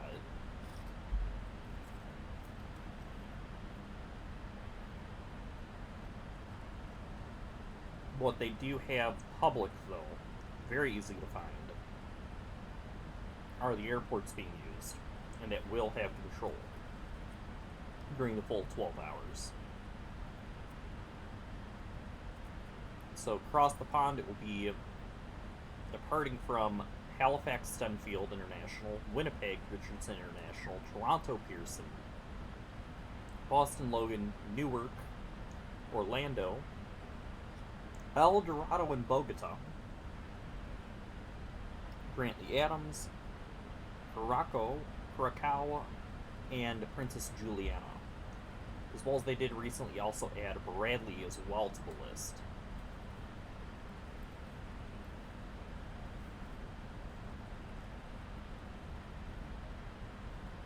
And then arrival airports will be Munich, Heathrow, Schiphol, which is Amsterdam, Kastrup, which is Copenhagen, Mohammed V, Blaise Diong, or however you're supposed to say that one, I have no clue where that one is, El Prat, Paris Charles de Gaulle, Vienna, and Lisbon.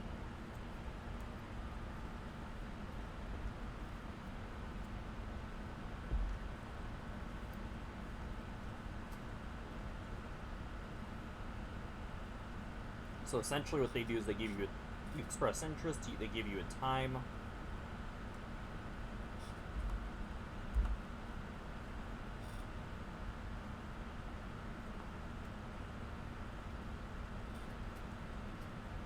the time that you get to select, what you're actually doing, and then you can select the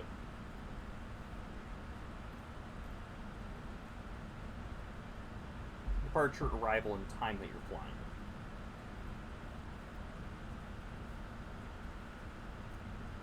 And then there'll be over 1,000 pilots flying that day.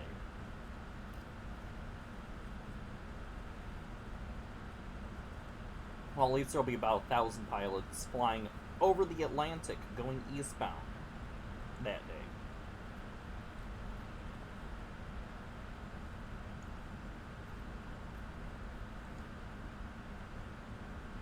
And there we go. There's our ILS frequency, 11075.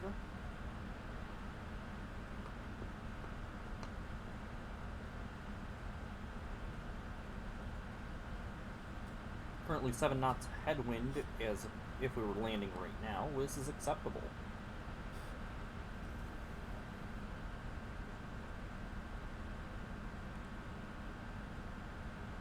We're going to park the ILS frequency.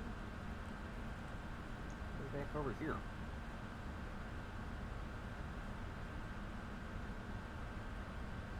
So we have for blights that we can just... What the hell did I just press? Oh, it's that. I uncovered that. Whatever.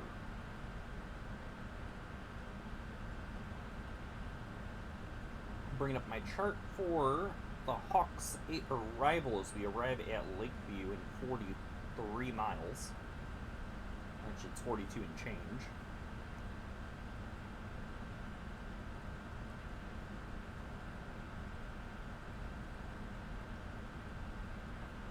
And we're going to enable...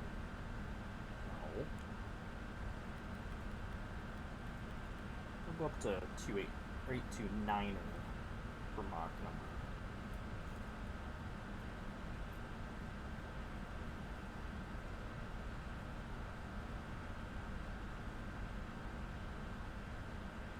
Yeah, we're going to enable our speed intervention. Without ATC, we're going to prepare. We're essentially going to clear ourselves to 2,400 feet as soon as we reach top of the sun. Although actually, it's going to be step climb or step descending, so it's going to be cleared to 240, then 220.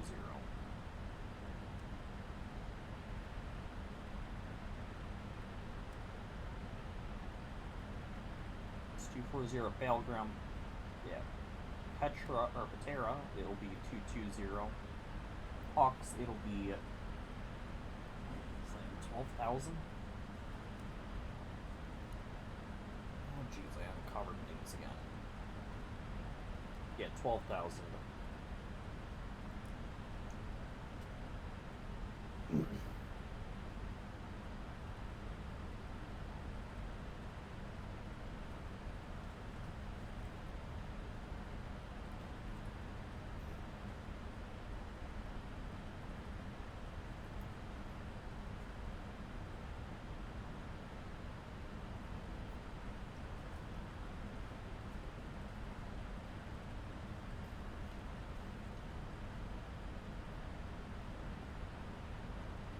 What the hell is that doing in there? Huh.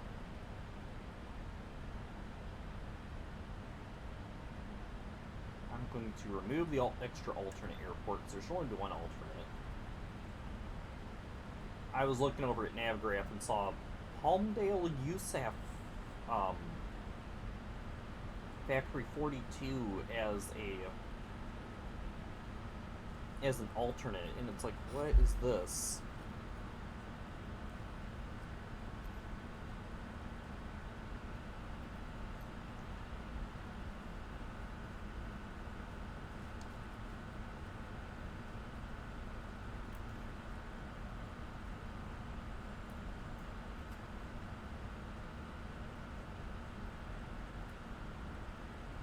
There's Lakeview up ahead.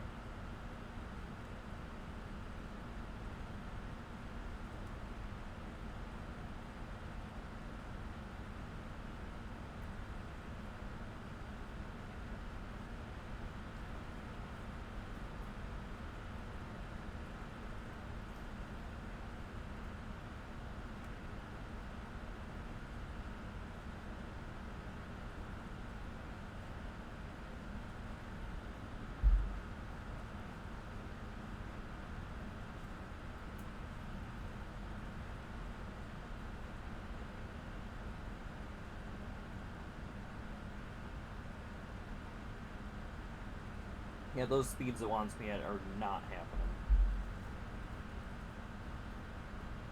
255 knots, why?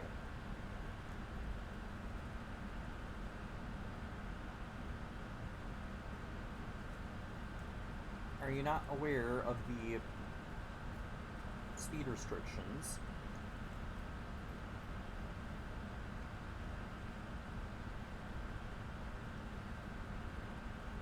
They're not max restrictions, they are at restrictions.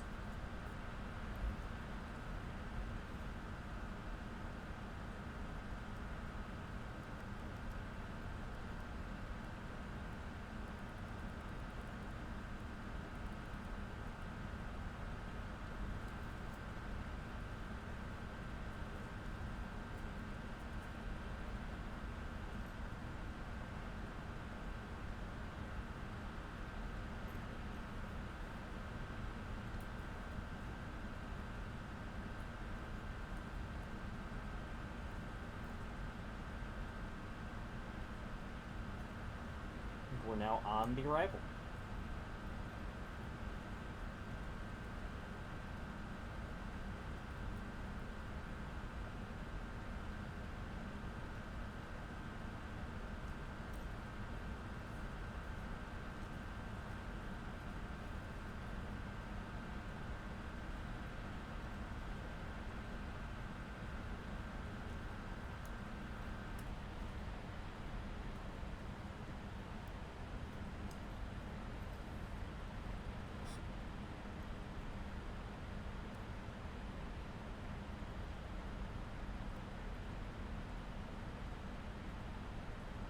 All operational for reversers, auto brakes before. QNH is 3014 still. No, we're actually, it's come down a couple. There we go.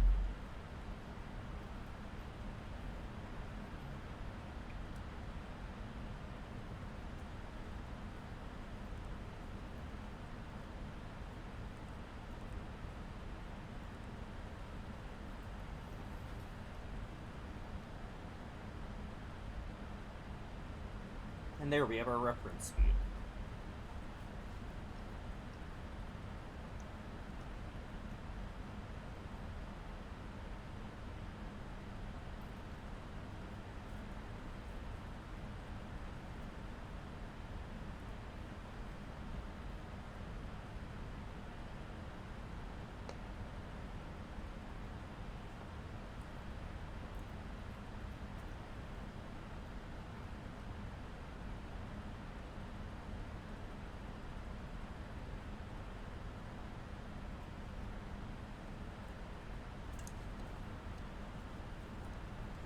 So Blitz and Esley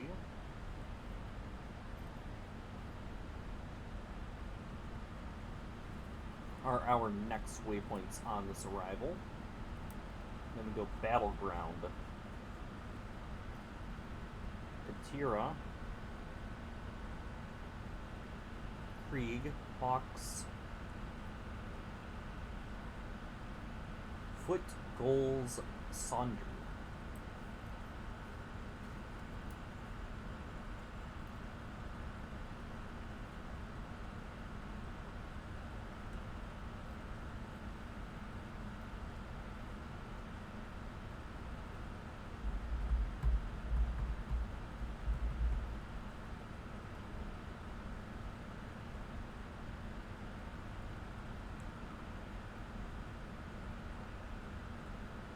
Yeah, if you just want to see how many gear this blasted thing has.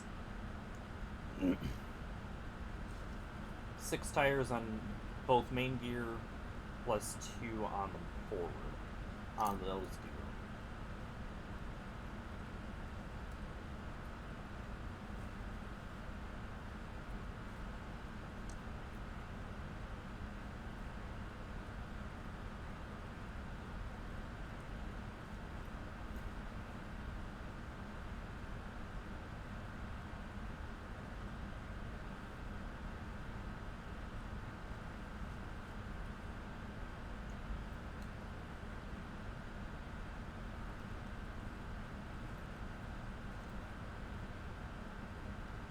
And this thing will come to quite a quick stop on the runway. Especially as the headwind is up to 9 knots now.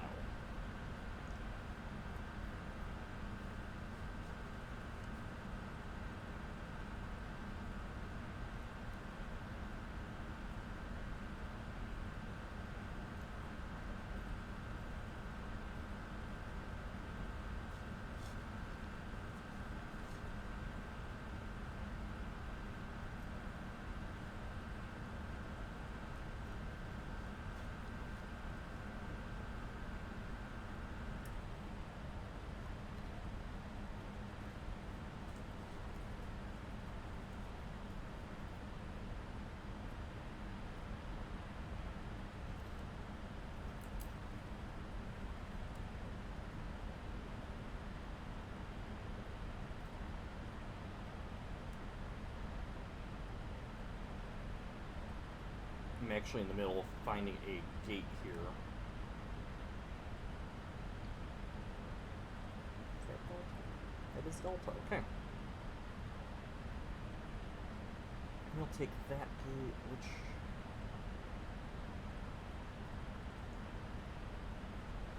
Actually got this one set up or not.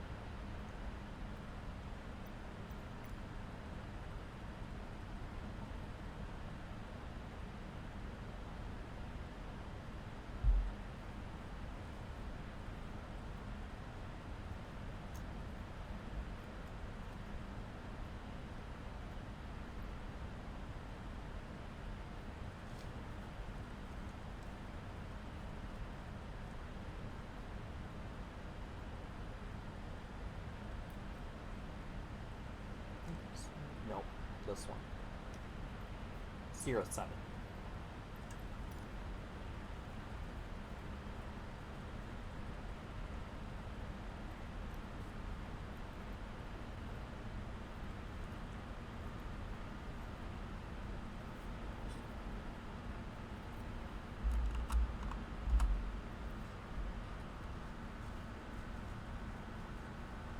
.34 from Blitz.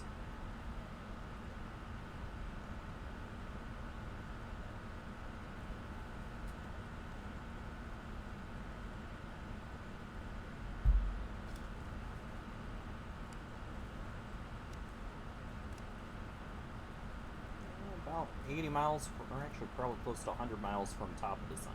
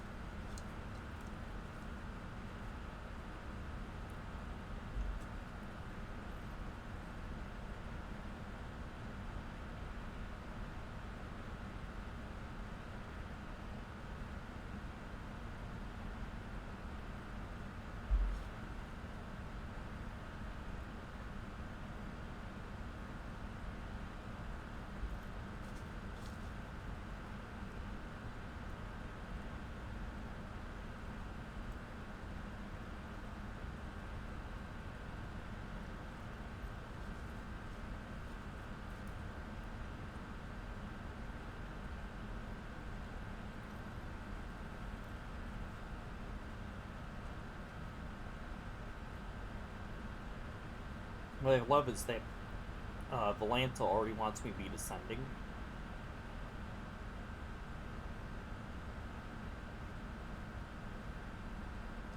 Yeah, Volanta's got a few problems with it. It's a really good application for anyone doing flight sim, though.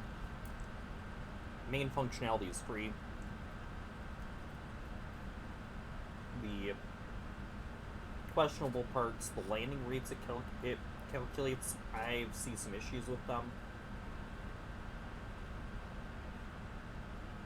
Like my one last, or not, yeah, was it last night? No, it wasn't last night, the other night.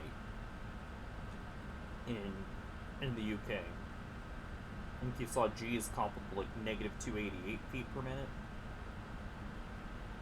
Volanta said it was like negative 400.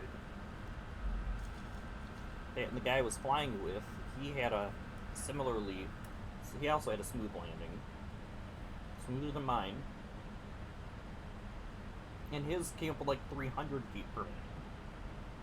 That's like shows encroaching, I think, on 400.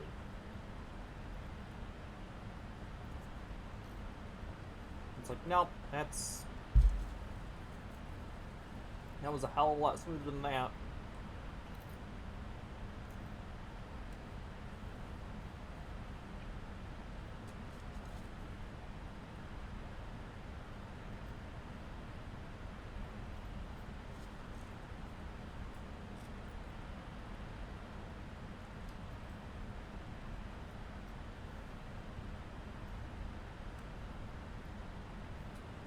I'm going to land this very similar to how I would land a 7.3, just without the HUD.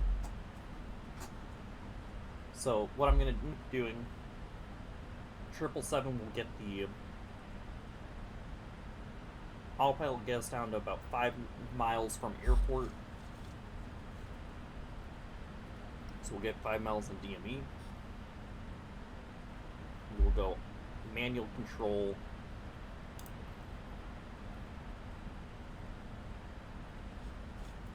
The rest of the way in.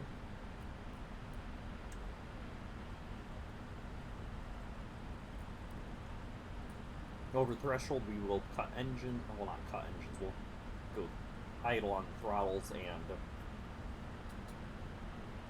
about 40 feet will do a slight flare. And that'll be 40 radio.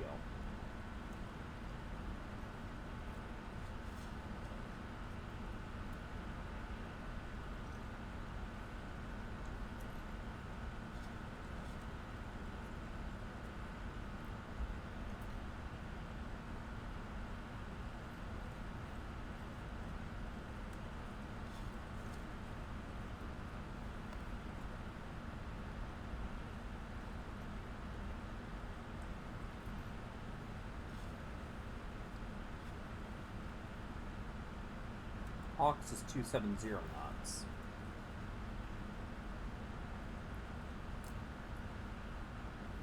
And that's a hard restriction. You have to be that speed.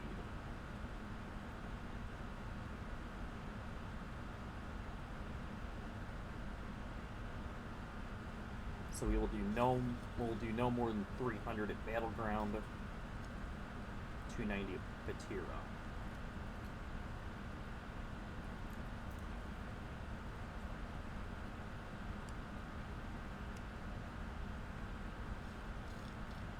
That top of the sun is going to come up on us very fast here.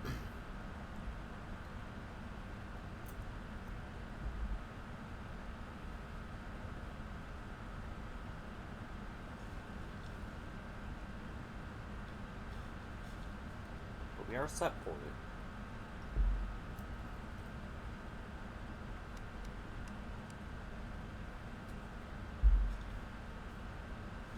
All we need for top of descent is just turning on the seatbelt lights.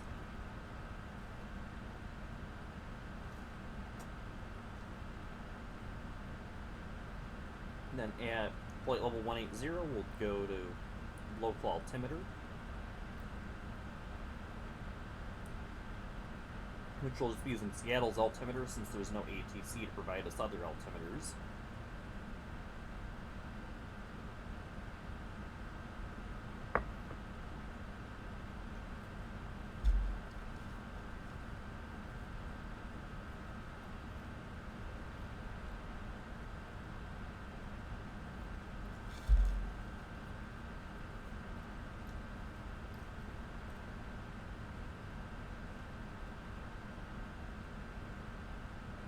And then 10,000 landing lights, runway turnoffs, and logo will come back on.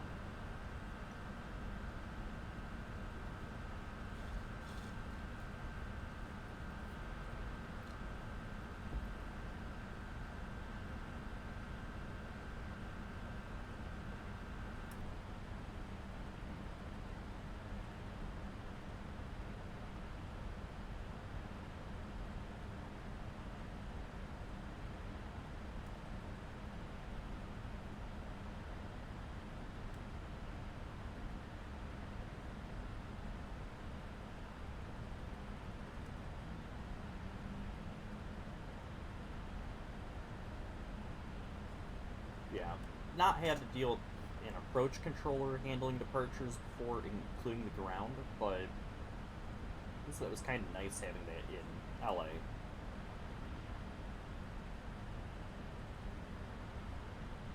Actually, no, I did. I had it in Schiphol. It's Amsterdam.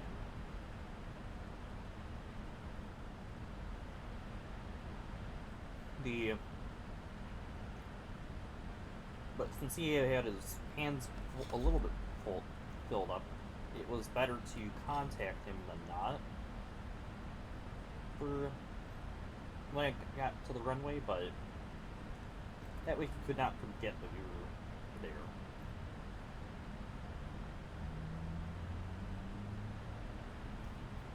Part of the reason I would do that is because, well, again, mentioning Air Force Proud,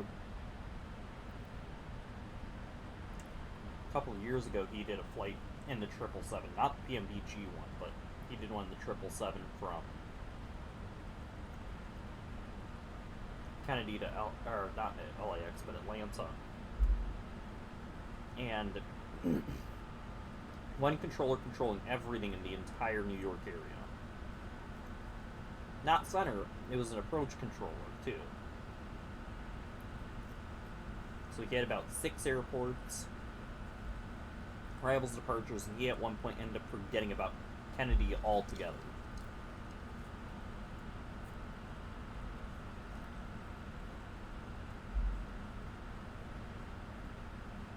And there was not a lot of room in that case for people on the ground in Kennedy to butt in.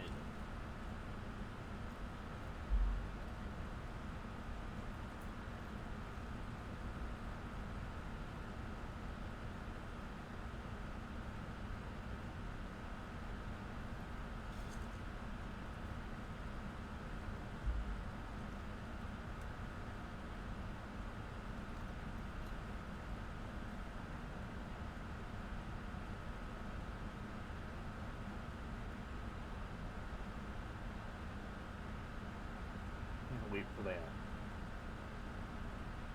that little top of the sump marker to come on. Actually, let's go ahead and do seatbelt lights now.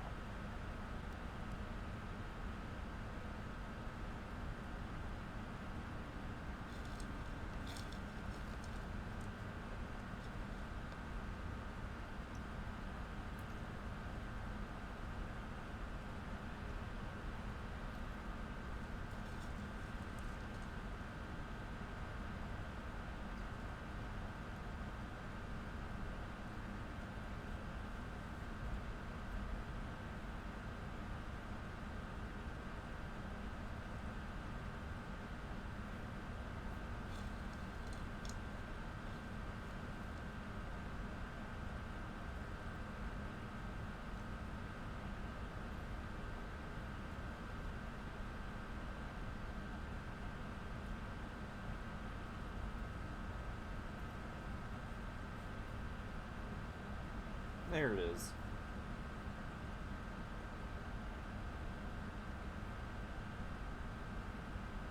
$15 miles top of the sun.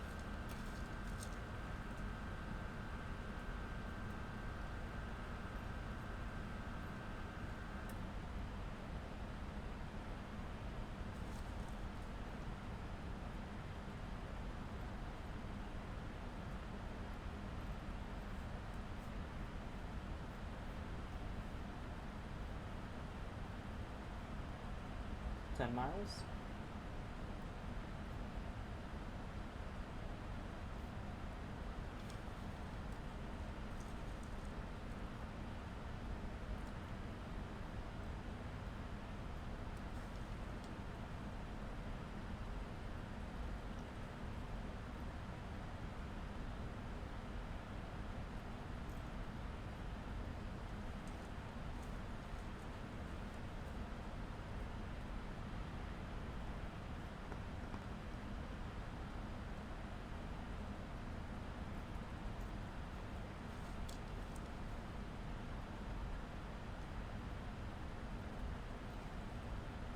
There's Portland up ahead.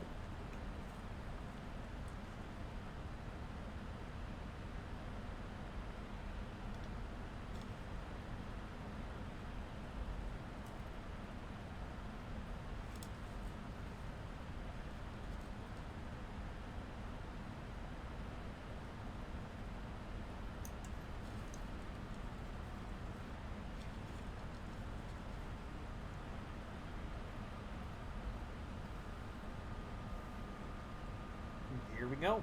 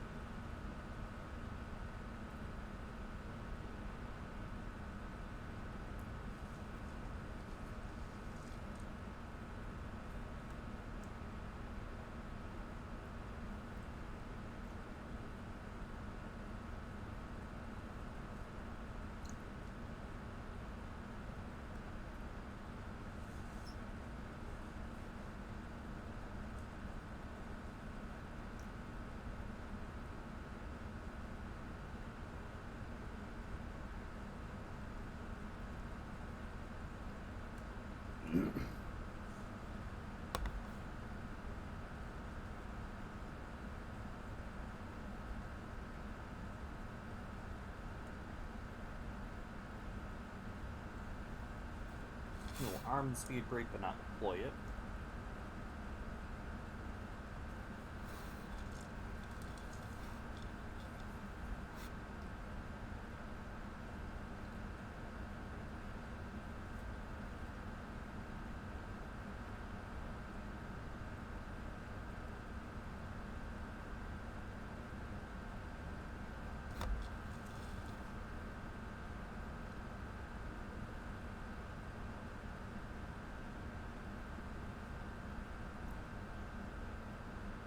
What's crazy is how the airliners, 40 years ago, everyone thought that the airliner of the future for longer haul flights was going to be a supersonic.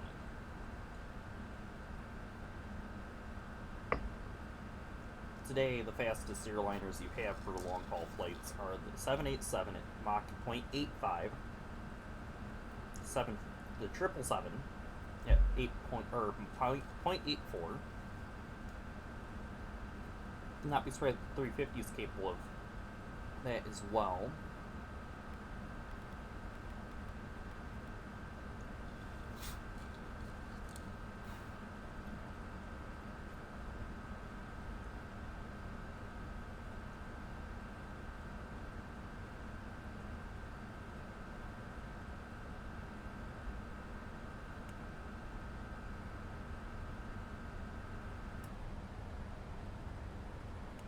.330 I think is 0.8.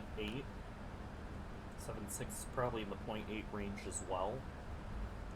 7.4 is up there as well. It's like the 8.4.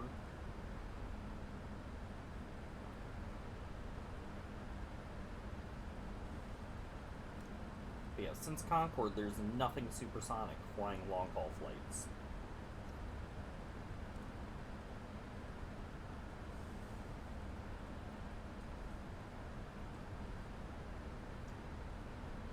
No, there's Boom building the Overture. The Boom Overture. But that still is years away. And that would be like Mach 1.75.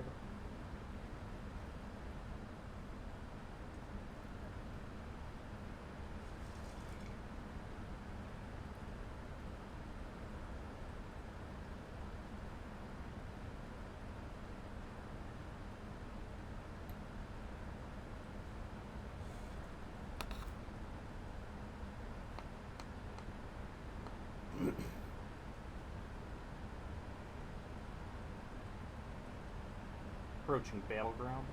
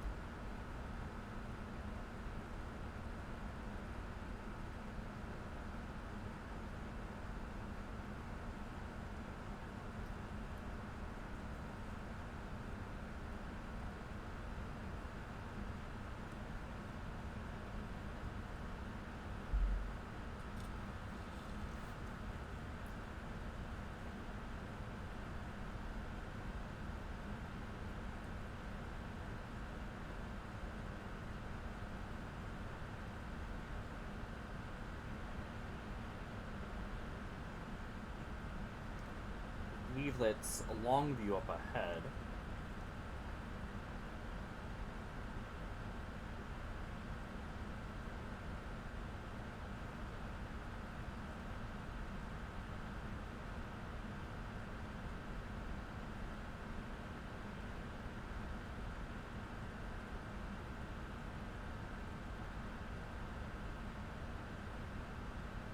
There's our desired altitude for the upcoming waypoint.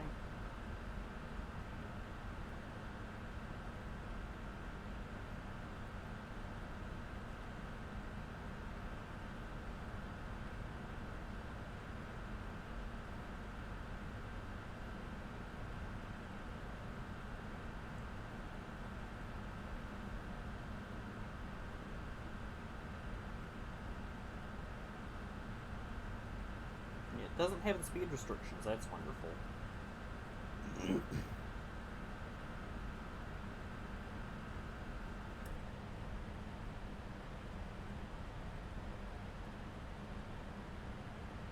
we go, turning Patira.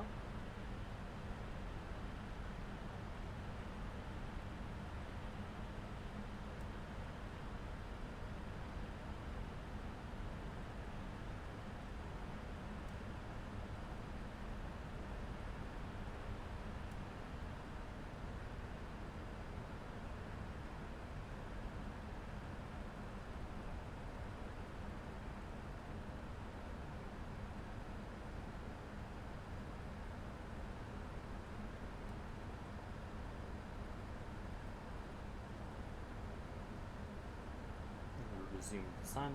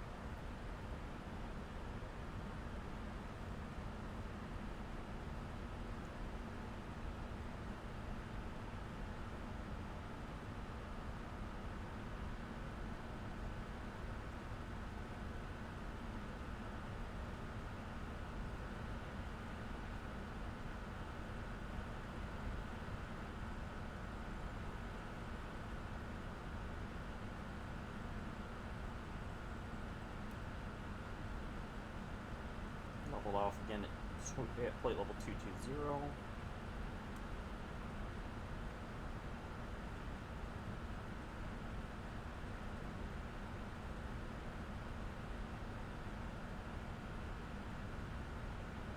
Next up is Krieg.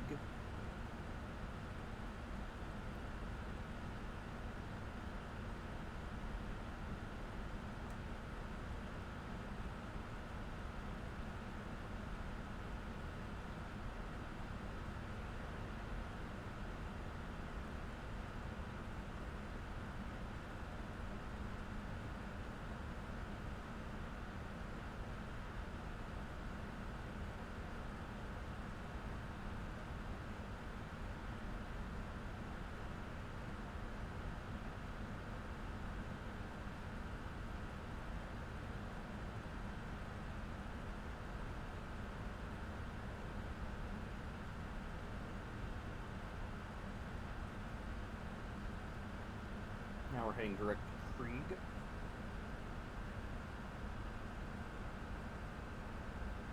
Let's reduce speed again. Luckily no restrictions at Krieg.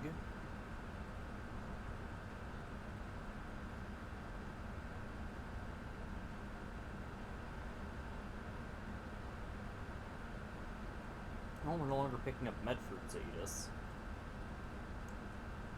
I still want to know why Eugene Approach thinks it's appropriate to turn on Medford ATIS.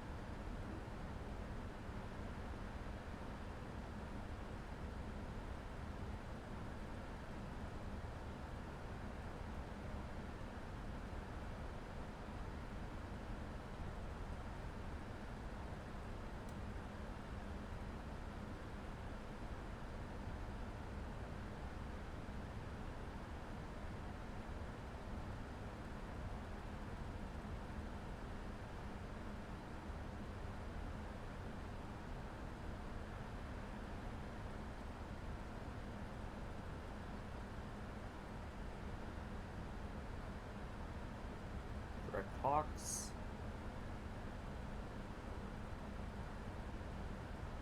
Give a little bit more time for this one.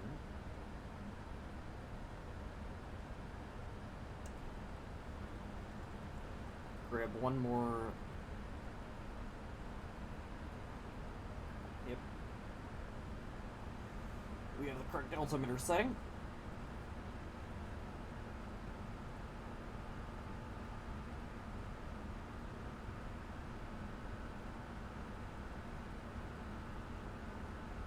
And we're coming through 180. So over to local.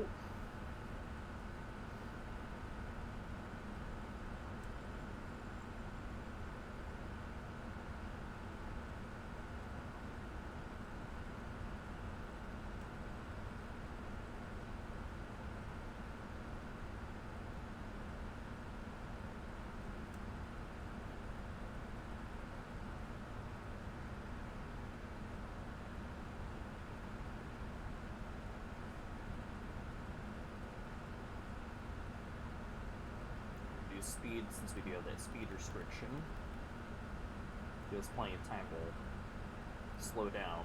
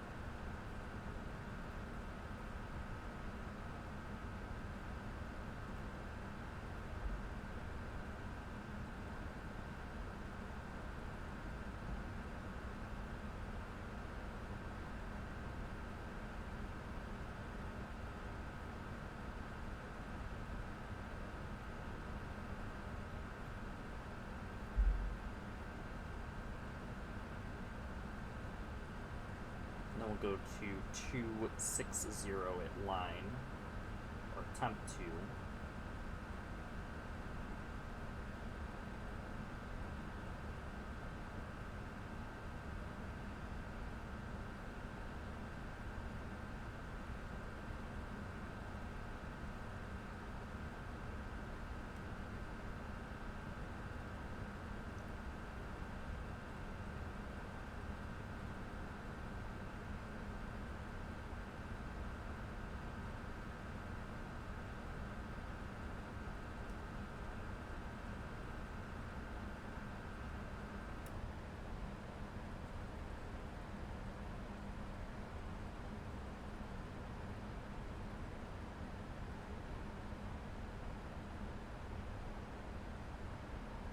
This is actually the hold point for Hawks.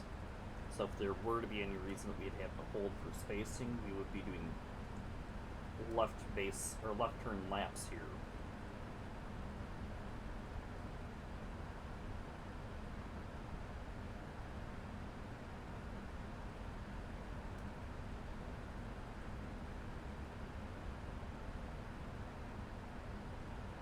So instead of turning direct line, we would have been doing laps if we were given spacing instructions.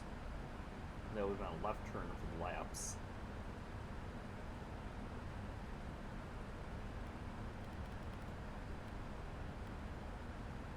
Down to 260. And we will actually bring down our first notch of flaps in a moment. Let's bring them down now. So flap speeds are 265 for flaps 1. We're going to be going through that any moment. And 245 for flaps 5. And it's 230, 225, 200, 180.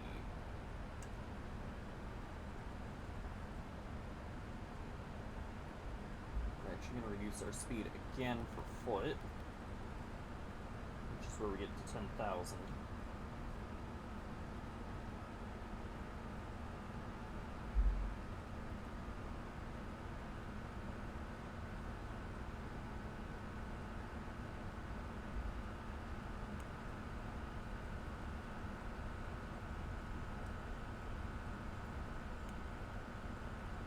There's 250.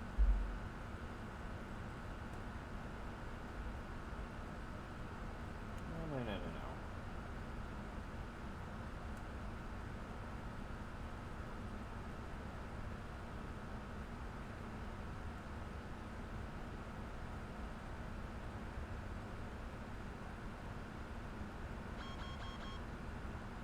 No, the speed brake shouldn't be extended anymore. There we go.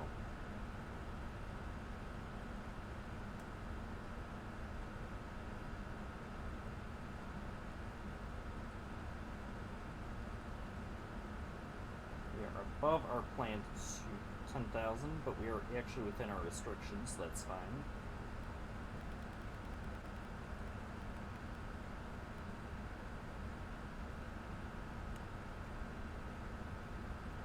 Reducing all the way to 230, because that's what we have to be at goals. Doing flaps 5. Going to pick up the DME.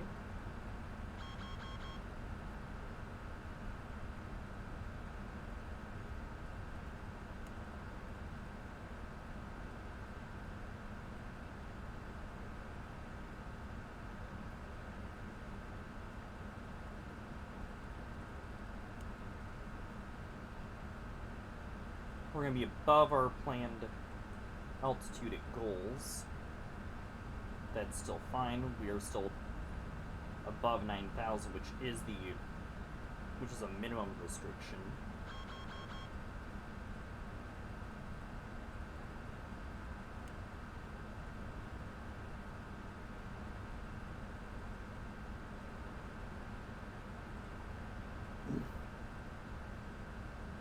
Entering direct Sonder. Here's 10,000, so planning lights on. Runway turnoffs, and let's get that logo light on. So this is the Seattle Tacoma area we're in now.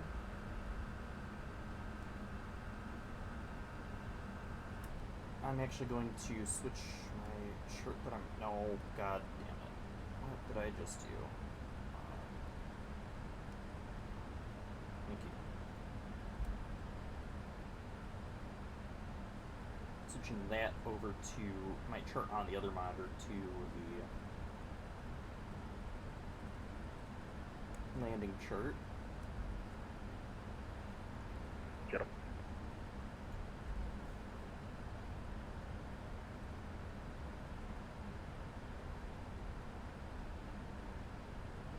Oh dear. Seattle traffic, Delta 53 heavy on approach for ILS 34 left, 24 miles out, Seattle.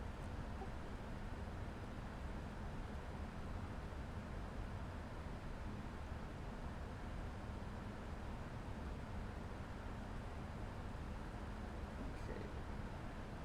Don't think we're getting moving map feature on the arrival chart. It looks like, we might get one short momentarily.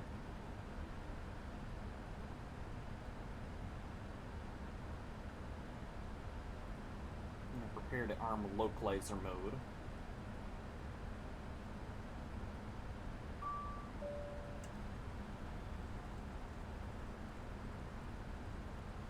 We're a little high for the approach, but we'll be able to do it.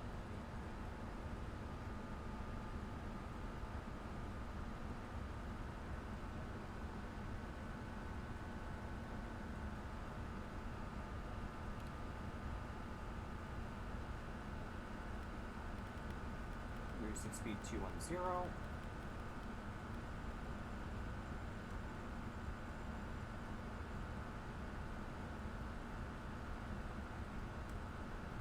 We're not moving map feature. Okay.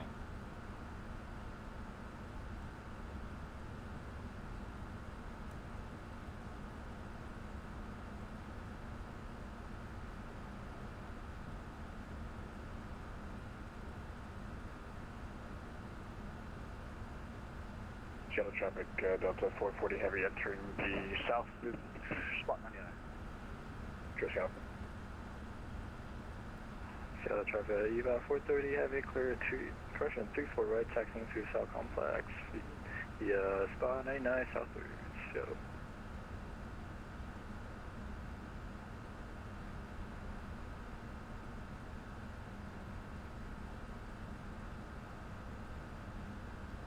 Miles are still waiting for localizer mode to actually get us anywhere.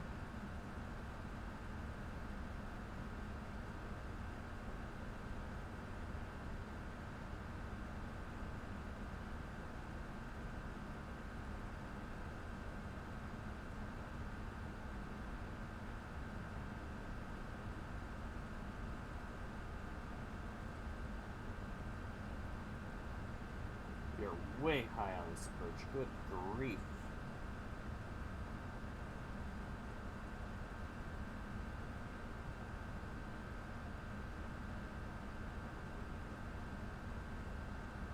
There we go, capturing localizer. We're way above the glide slope.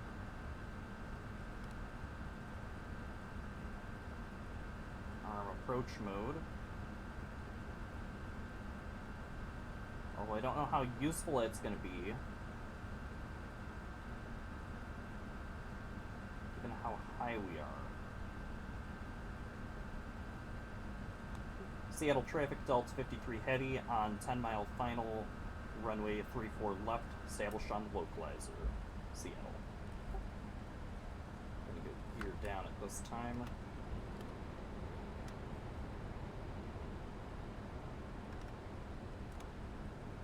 Flaps to 20.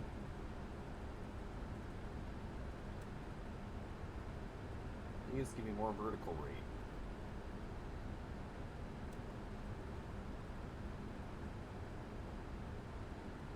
Give me a lot more vertical rate, please.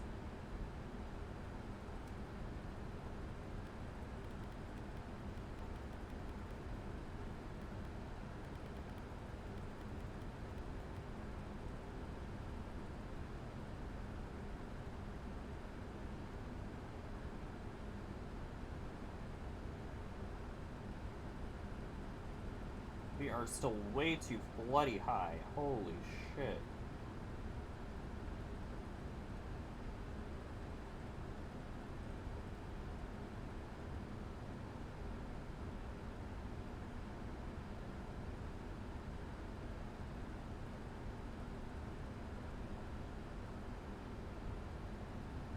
Wish there was another hold point, because that's what we really needed, was another hold point. Seattle traffic, Delta 53 heavy on 5-mile final, runway 34 left. Seattle. I don't care, we are taking manual control.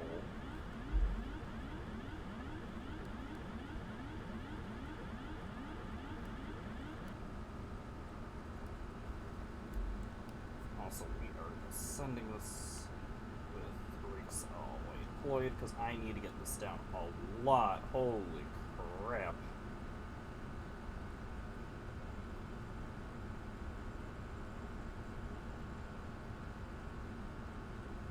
Probably gonna get 2500 in a moment.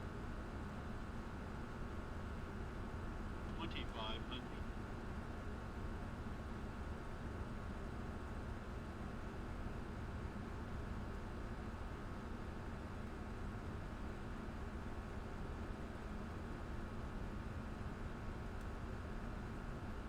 Sync rate. Probably going around. Sync rate. Sync rate. Sync rate. Sync rate. Pull up. I don't Sync care rate. about you. Sync rate. Too low. Terrain. Sync rate. Too low. Terrain. Too low. Terrain. Pull up.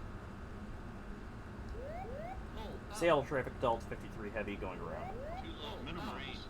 Yeah, we're Too going low. around. Terrain. Too low. Terrain.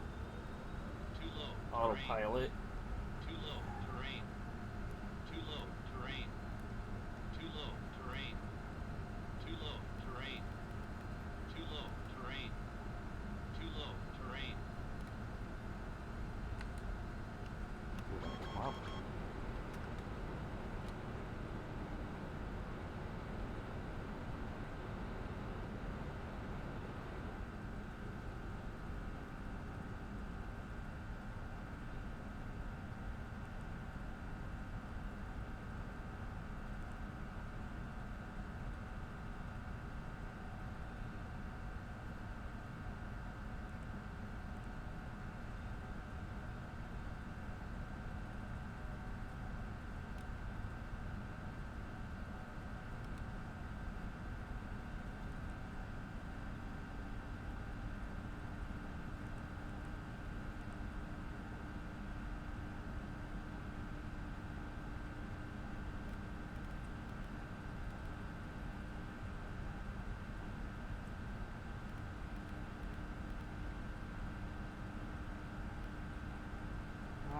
not turning, I'll have.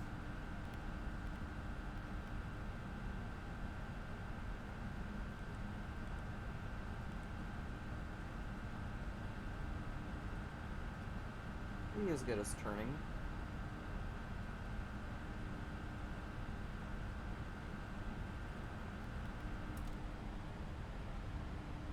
Oh, because I never turned on autopilot. That's why.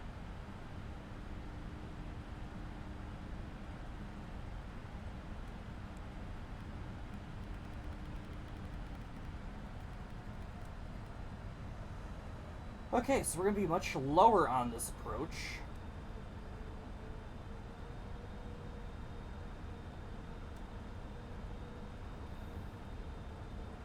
We're going to go to Wexham and then come back around.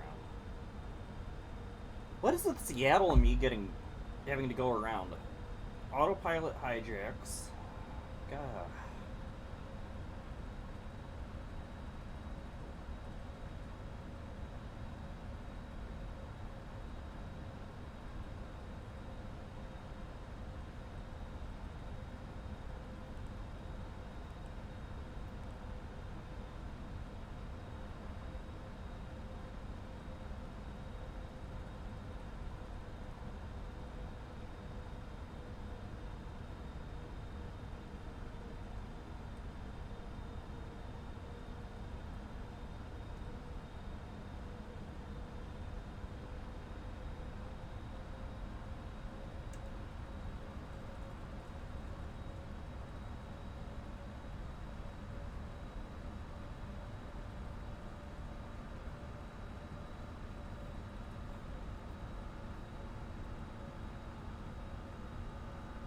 That's the problem if you never capture the glide slope. Why are you descending?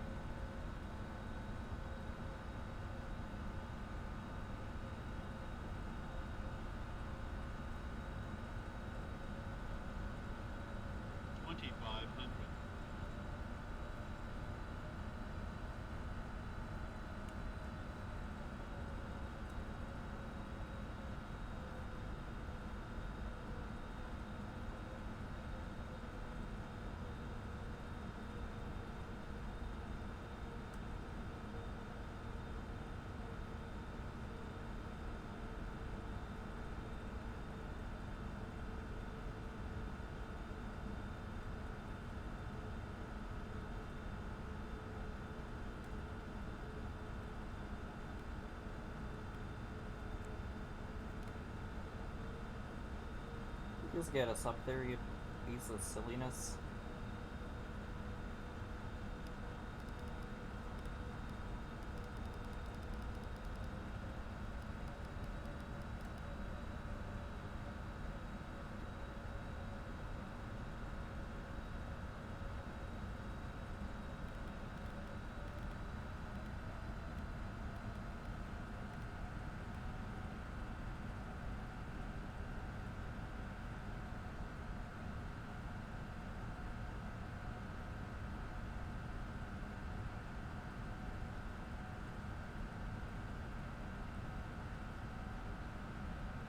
I need to set in 2400.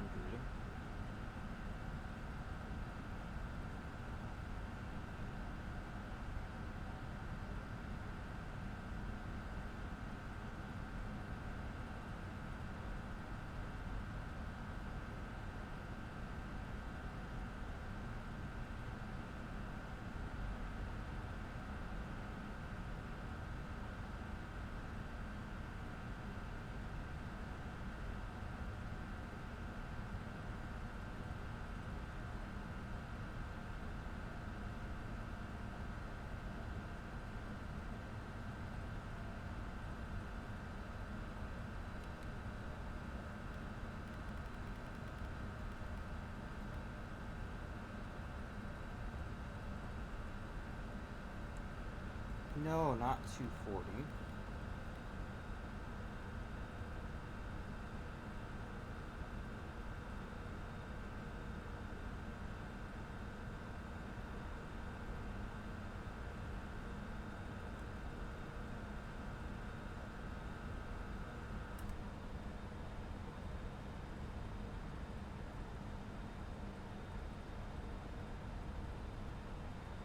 Now we're at least at a good altitude for this.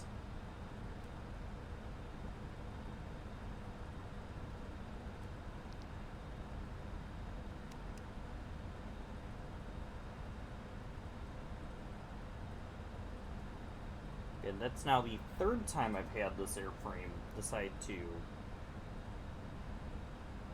do that. And it's this exact same plane each time. This exact same one has done that. Although, at least one of those I forgot to turn on approach mode. This one I didn't. It just never got us down. It never descended properly.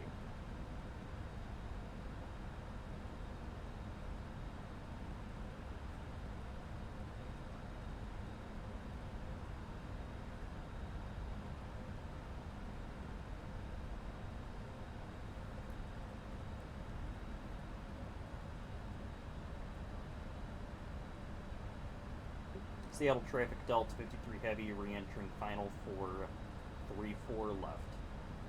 Seattle. Turn on localizer mode. Localizer mode is taken over. I'm going to disengage. We'll leave the nav on for now.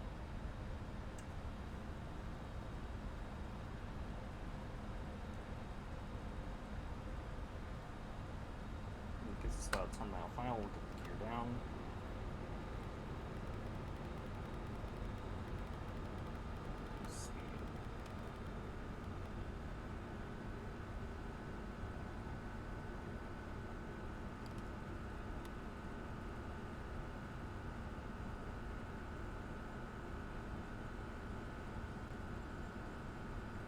That's not right.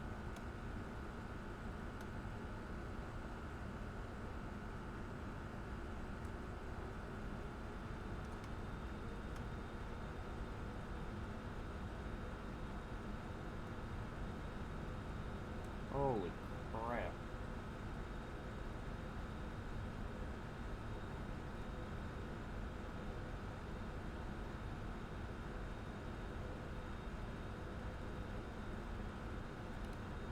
So if this autopilot makes me go around again, no, we're just hand flying. We're gonna hand fly this as soon as it gets us established.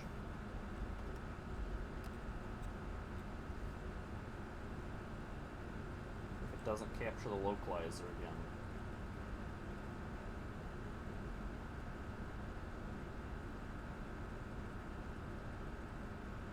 Because you have to be at 2,400 feet. And we have to be there about now in order to capture the localizer.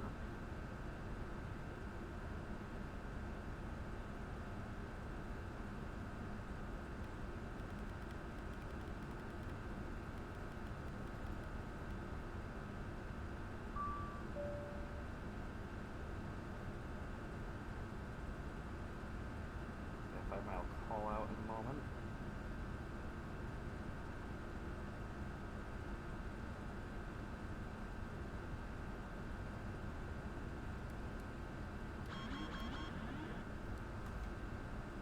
Seattle traffic, Delta 53 Heavy on 5-mile final, runway 34 left.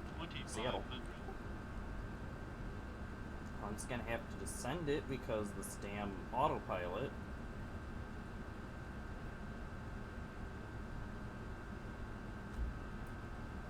Where the hell?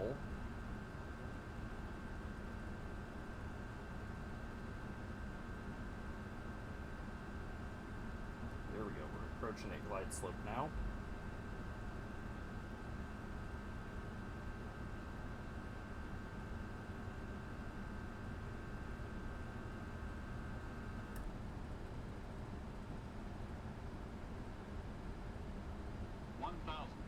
There we go, we got the glide slope.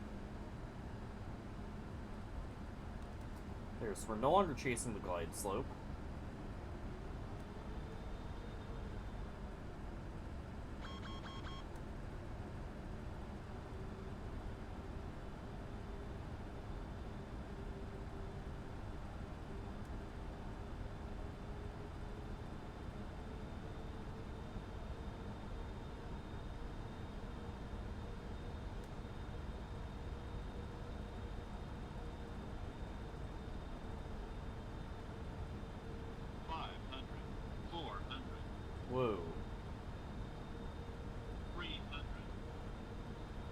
Oh my word, that's stuttering. What the hell's going on here in Seattle?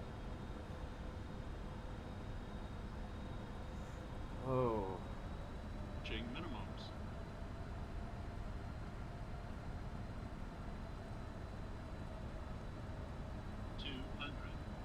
Minimums. 150. Flight slow. Yes. Where's my 40? 20. 10. That's a hell of a lot harder than I was expecting, because where the hell were my callouts? Oh shit, I did not disarm my...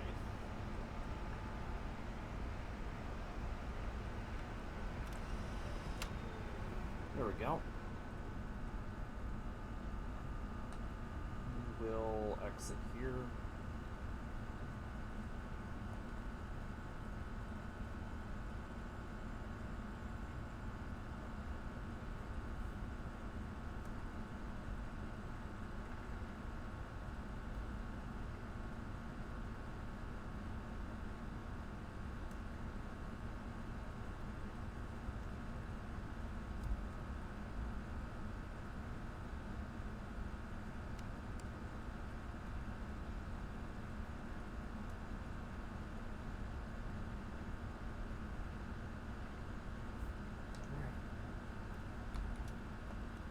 Seattle traffic, Delta 53 heavy is clear of runway 34 left. Seattle. Okay. That on. APU on.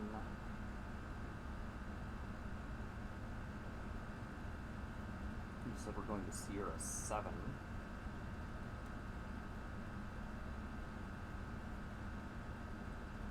Taxi Tango Juliet. Hotel Bravo.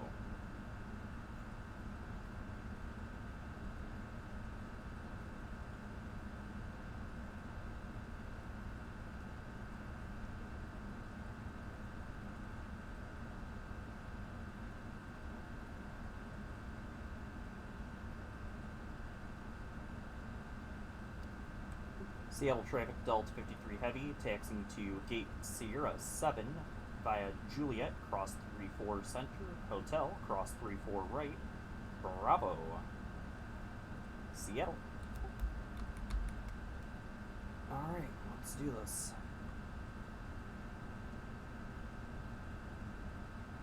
I wonder what Volanta thinks my landing rate ended up being.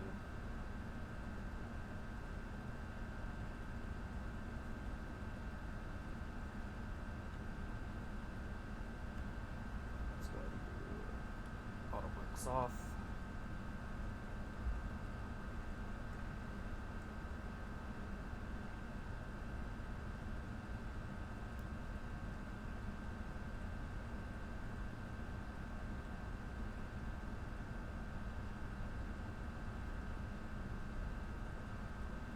We're the only ones left on the ground here, so we'll still do a 3-4 left call out, or 3-4 right call out.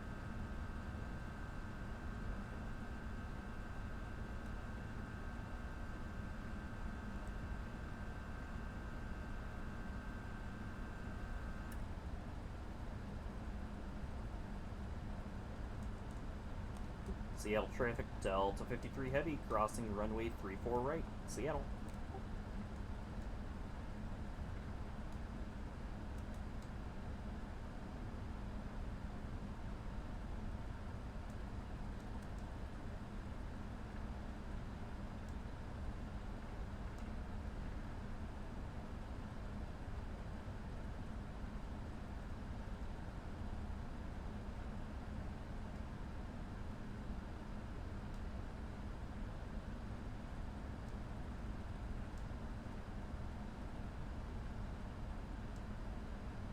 Seattle traffic, Delta 53 heavy is clear of runway 34 right, Seattle. And with that, let's go ahead and do turn offs off as well as landing lights, and let's get strobe turned off as well, because we don't need those anymore since we're on the ground.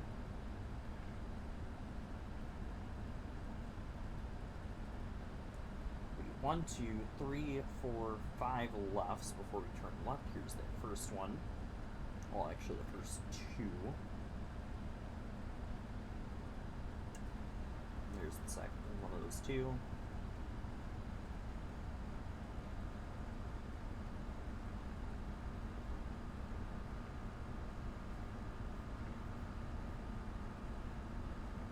And then, well, since we know we had a horrible landing.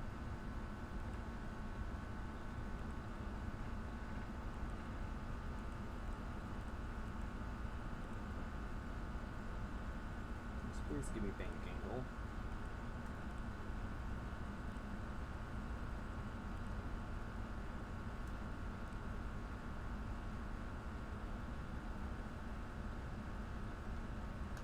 That was part of our issue.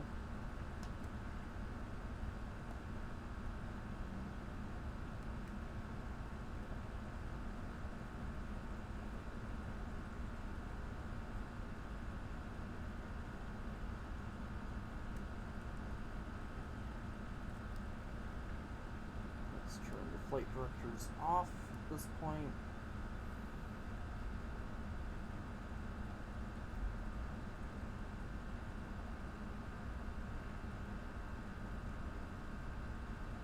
Next left is ours.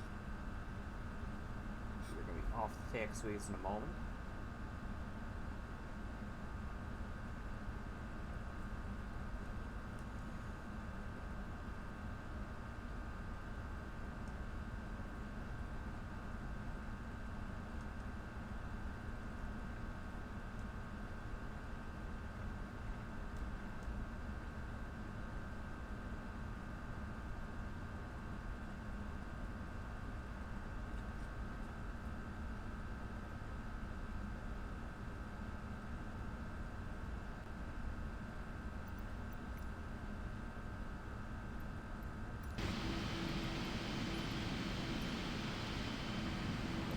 In a moment, because we have to find our gate. There it is.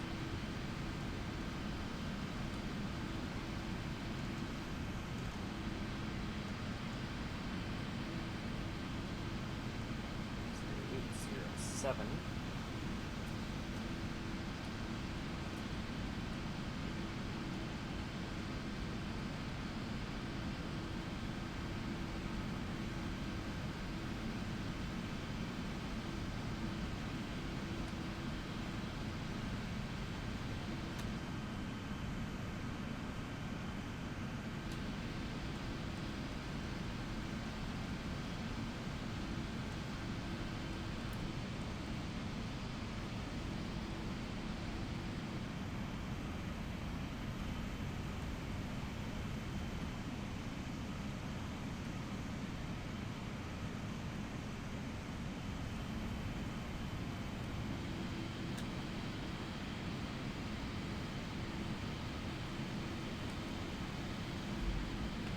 Go.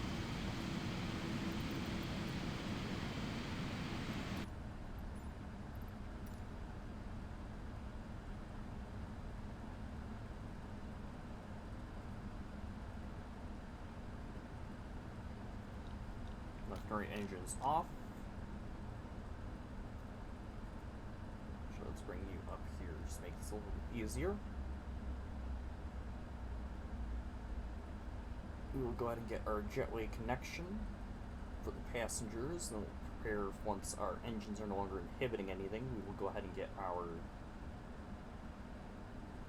plugs for the dual jetways. Oops, that's the wrong one.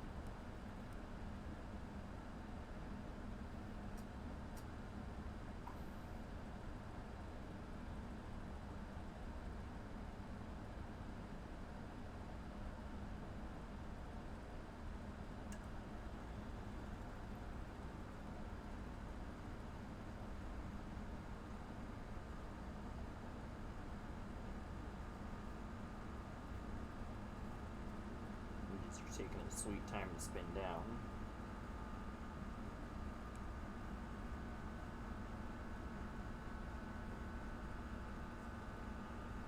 Get the ground power on.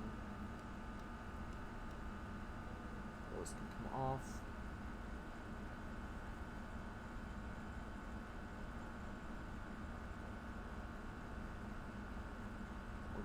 cargo's in.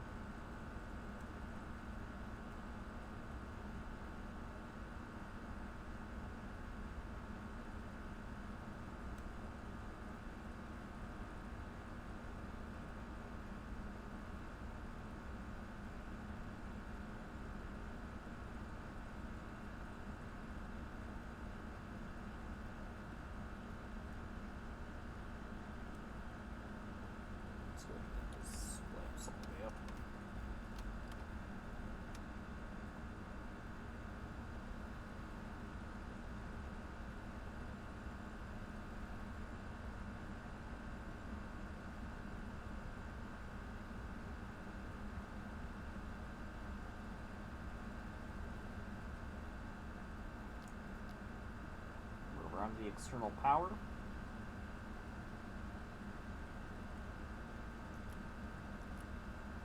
Oh, we don't want bleeder. Oh, we want these guys. We'll turn off that.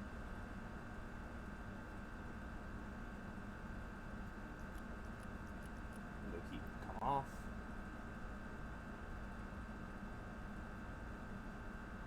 We're waiting on flaps to come up.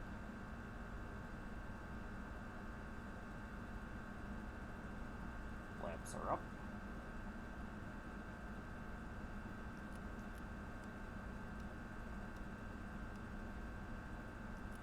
Those all come off too, we don't care.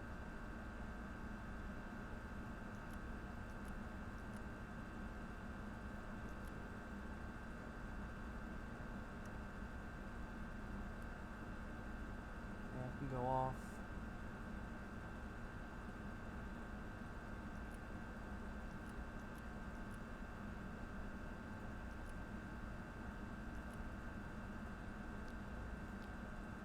And cold and dark. I think I forgot the ADIRU, but that won't matter at this point. Let's actually go, no, not APG, let's turn on power again. The ADIRU is off, good. Alright. Just for the laughs, let's go ahead and check the Volanta flight rate, or landing rate, because it was not pretty. Yeah, that was not a pretty landing. Volanta has it as a prettier landing than G's did, but yeah, that was still not a pretty landing. So, you're on the ground at Seattle Tacoma. Not my best landing in the 777, good God, but yeah, that was also probably the laggiest landing I've ever had in the 777. Hopefully you guys enjoyed that. I will be doing another flight in the 777 probably next week on Saturday, as flight sim has decided to crash, apparently. So, I hope you guys have enjoyed that. We will be doing this again tomorrow, albeit in a different airframe, in a very different part of the United States. So, hope you guys enjoyed it. See you guys next time.